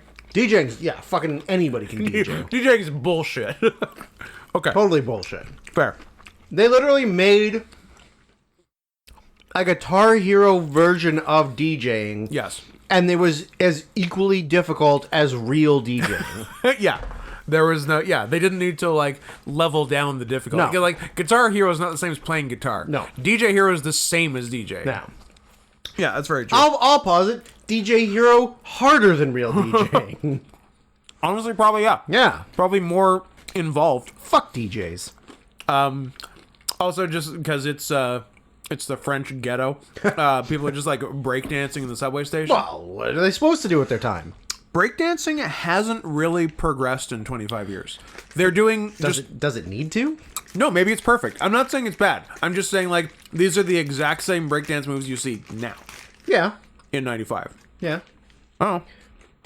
You know what? There's some good breakdancing in the music video for Days Gone By. By Sade. no, Dirty Vegas. Very, There's very some really good breakdancing in that music video. Nice. I remember watching that music video a lot. Thinking just like, this is great. This is the best breakdancing I've ever seen. I can't picture it. I'm going to have to investigate. Yeah, and that was a good O. Henry level up. So yeah, they, and then yeah, coked up rich guy in Paris starts like getting in Vince's face, and then I think he has a gun too, and is gonna shoot him maybe after antagonizing him, and so they get out of there. Well, for like towards the middle and to the end of the movie, it's building up that Vincent Cassel like wants to kill a cop. Yeah, He wants to shoot a cop with the cop's gun. Yeah, and he keeps saying if that guy dies in the hospital, that's it. Yeah. I'm fucking going for it. Yeah. Now, at one point during one of these arguments with the police, they yell at the cop. They go to the hospital. Yeah. To try and visit the guy. Yeah. Who's their friend, sort of. Yeah. And the police officer who's there, I guess, is under, like police surveillance protection, whatever. Yeah, but the police officer who's there knows them. Yeah. And he's like grew up with them, or he like knows their families. Right. So he's trying to treat them like not like scum from the street. Yeah. But other police officers show up and they don't like the way they're treating him. They're literally saying like, if you don't fucking leave now, we're going to arrest you. And then Saeed kind of gets in their face. He gets arrested. Yeah. And then his brother shows up and calms the rest of them down. Yeah. And during that argument, one of them yells at the police officers to go back to their pig pen. And I said, if I could tell one cop to go back to their pig pen, I would be so happy. But in brackets, I wrote, except I'm a total coward, scared suburban white kid would never who do has only dealt with the police one time in his life, and I was the one who called them. Yes. Exactly. So I am not afraid of the police. Yeah. And the whole time at the hospital, Vince had the police gun police gun on him, yeah. And like they were sort of because they were sort of frisking them at one point, so Vince had to like get out of there. Yeah. So then in Paris they get out of Crazy Guy's house and then they're going to steal a car because gotta get around somehow. Well, they get arrested when they come out of the rich guy's house, but then they get away. Yeah, that's right. Oh, that's right. Yeah, they run from Or one gets arrested? Vincent runs away. The other two get arrested. Yes. He goes and hides in a movie theater while the other two get taken into custody. And then this is the point where I wrote the note that like the French cops are such fucking pussies. They're bad at They have these two. They have a Middle Eastern guy and a black guy. Yeah. And the way that they're interrogating them is by like putting them in headlocks and like giving them noogies. Like that's the equivalent of what they're doing. Like they're not interrogating them at all. Like they're obviously not afraid to physically touch them. No. But they're not doing anything. No. They're just like shoving them around and bonking their heads together. Like they're not doing any intimidation tactics to get the information out of them that they need. Yeah. Which is, I guess they're trying to get them to give up the brother? I don't even know what's the end game. What do they want? Or do they just want them to tell them any information that they can use? I guess so. Yeah. Like I don't think they have a specific like. Yeah, I don't think it's specifically about giving up the brother. But then they get out and they're mad at Cassell for running, for not yeah. helping them. But he's like, what do you What want am I going to do? Shoot the cops? Exactly. I mean, you have been saying you wanted to You've shoot literally the been cops saying the this whole entire time. movie, but whatever. Yeah. Yeah, and so is it Vince trying to steal a car, and then... They all try to steal the car. Does the guy who owns the car show up, or is it a taxi driver? It's a just a guy. different guy. Yeah. Who is Vincent Lindon of The Measure of a Man fame, 2015. Very good movie, actually. And you can recognize him from a couple things. But he's cool. You're cool. And I got excited to see him. I like it when I see people I know. So then they finally they reunite. And they just kind of they got released from the police station too late to catch the last train, so they just which they blame on the police. They're like, they did it on purpose. Yeah, purpose. And then they sort of dick around Paris until the first train of the morning, and then there's an incident with a cop at the train station. Yep. That's where Vince gets a chance to shoot a cop? Yes. Yeah. And have we said that the guy who got shot by the cops did die in the hospital? Did die in the hospital.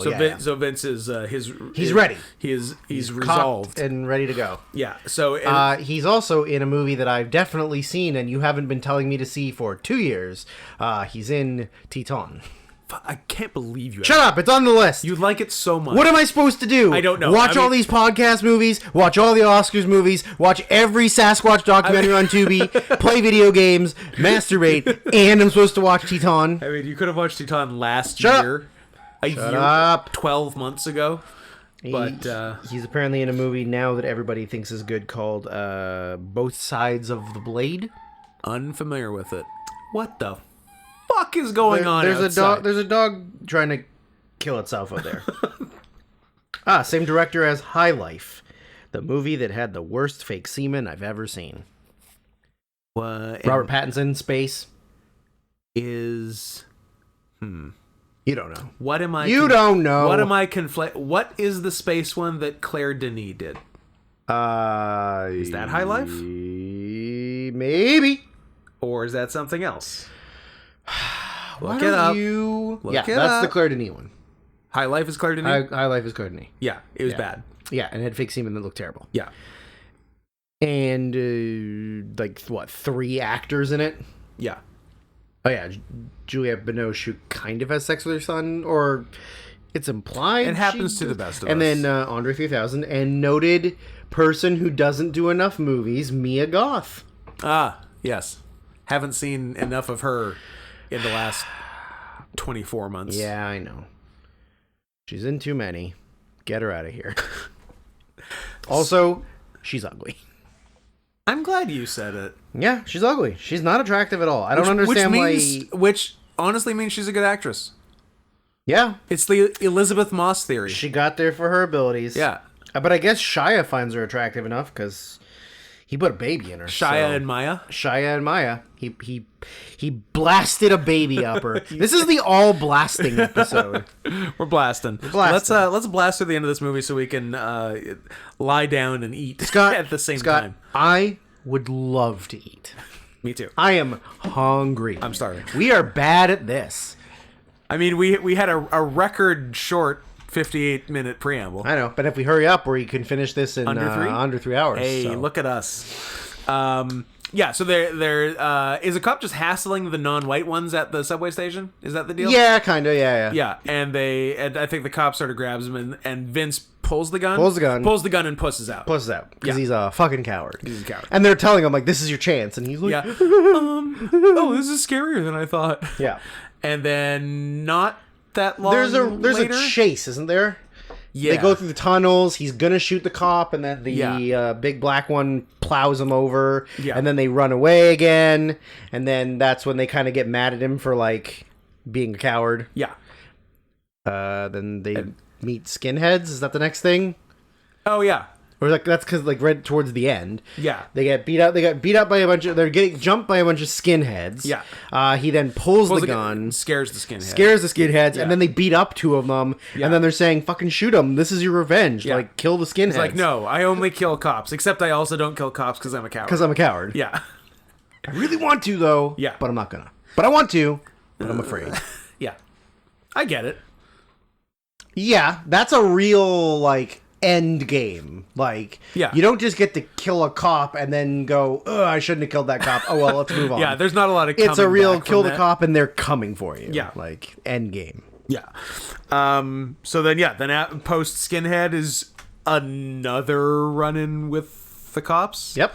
And so like I look at the time on there's like 60 seconds left in the movie. Yeah, there's not a lot of time left. Yeah. Yeah, And I'm like, so they get into another argument. Like, this is when they're, like, on their way back to their town. Yeah. They get into another argument where they're, like, kind of fighting, and the black guy wants to leave. yeah. And he's just gonna abandon he's on his own, like, fuck you this. guys, whatever. He's the Knuckles of the group. No, yeah. They get a taxi to leave. Yeah. And before they can leave, the police show up and grab them. Yeah. And the police are kind of like, you guys have been fucking running amok this whole night, whatever, like, time to fucking put up or shut up. Yeah. The one cop, Also, do you have that gun that we lost? well, yeah, that's the other thing too, yeah.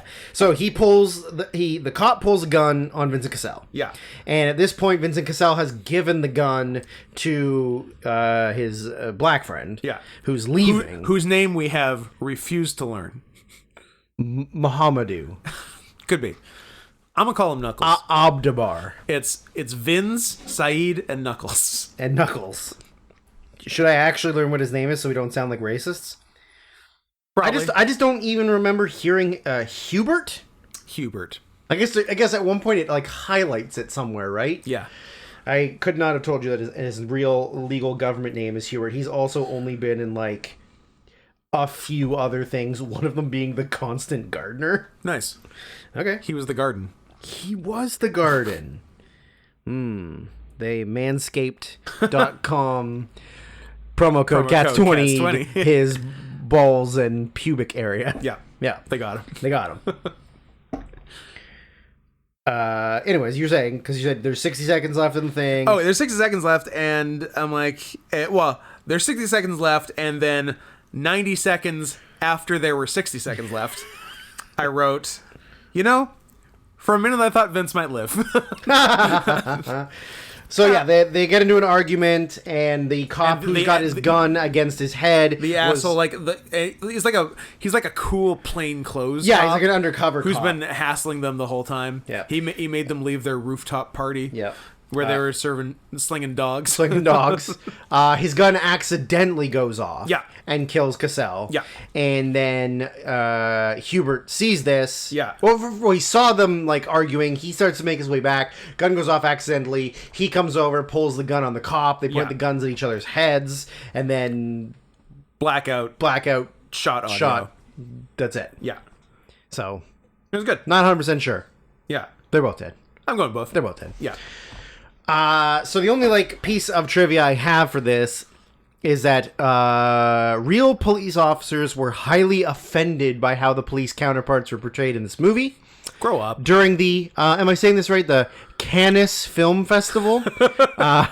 During the Cannes Film Festival premiere, the cast and crew were greeted by police officers who turned their backs on them in protest. You fucking losers. Ooh, the back of police officers. Absolutely. They should have kicked them in the butt. That is the dumbest protest. It's so lame. We're gonna go to a movie premiere. That is so... And we're gonna stand and not look at no-name actors Yeah. and a no-name director At an indie for a film. movie at a fucking film festival. Fucking losers. Like, such lame, prissy European bullshit. Yeah. But, however, despite the efforts, the movie received a standing ovation from the crowd. Sorry, the cops. So, gee, I wonder who came out of this looking like fucking babies. F words that I'm not going to say.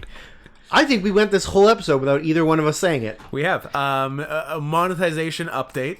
Part 1 last week, monetized. Yay! Part 2, no way. I don't know what was on what. Don't care. What was the one here's What was the, as if we're going to remember. What was the one where you called me the F slur and edited it out. and we edited it out. If that was the first one, I'll feel good. I think it was the first. If it was the second and we did that and we still didn't get it, Yeah. I'll be pissed. No, I think it was the first one. Okay. I think it was the first part. For sure. Then we did the right thing. We did, because now we're millionaires. And now we're mostly monetized. So good for us. Good for us. Upwards of 40 cents Scott, in AdSense revenue. If we shut up right now, we would be under by 7 minutes. Oh, beautiful. And then we could get food in us faster. Do you want to talk for 6 minutes just to really push the limits? No, I would like to put food in me. Then turn it off. Thanks for listening, everybody. Don't forget not Scott Henson on things and Sarah Zappos on things. Even more things than you thought. Cameo, Scoot. Give us money for movies. $100 per movie now because you were good at it, but you're not quite the best at it. It's $100 per movie now. It's going to be $150 per movie later. So get on. Yeah, if you're thinking that like, shit, I shouldn't have waited till maybe it was maybe the price will dip. It's not. P.S. It's never gonna dip. Manscaped.com, cats20, and PayPal.me/not Scott Henson. You got it. Now we're gonna go get Fatburger. Bye. Shut it all.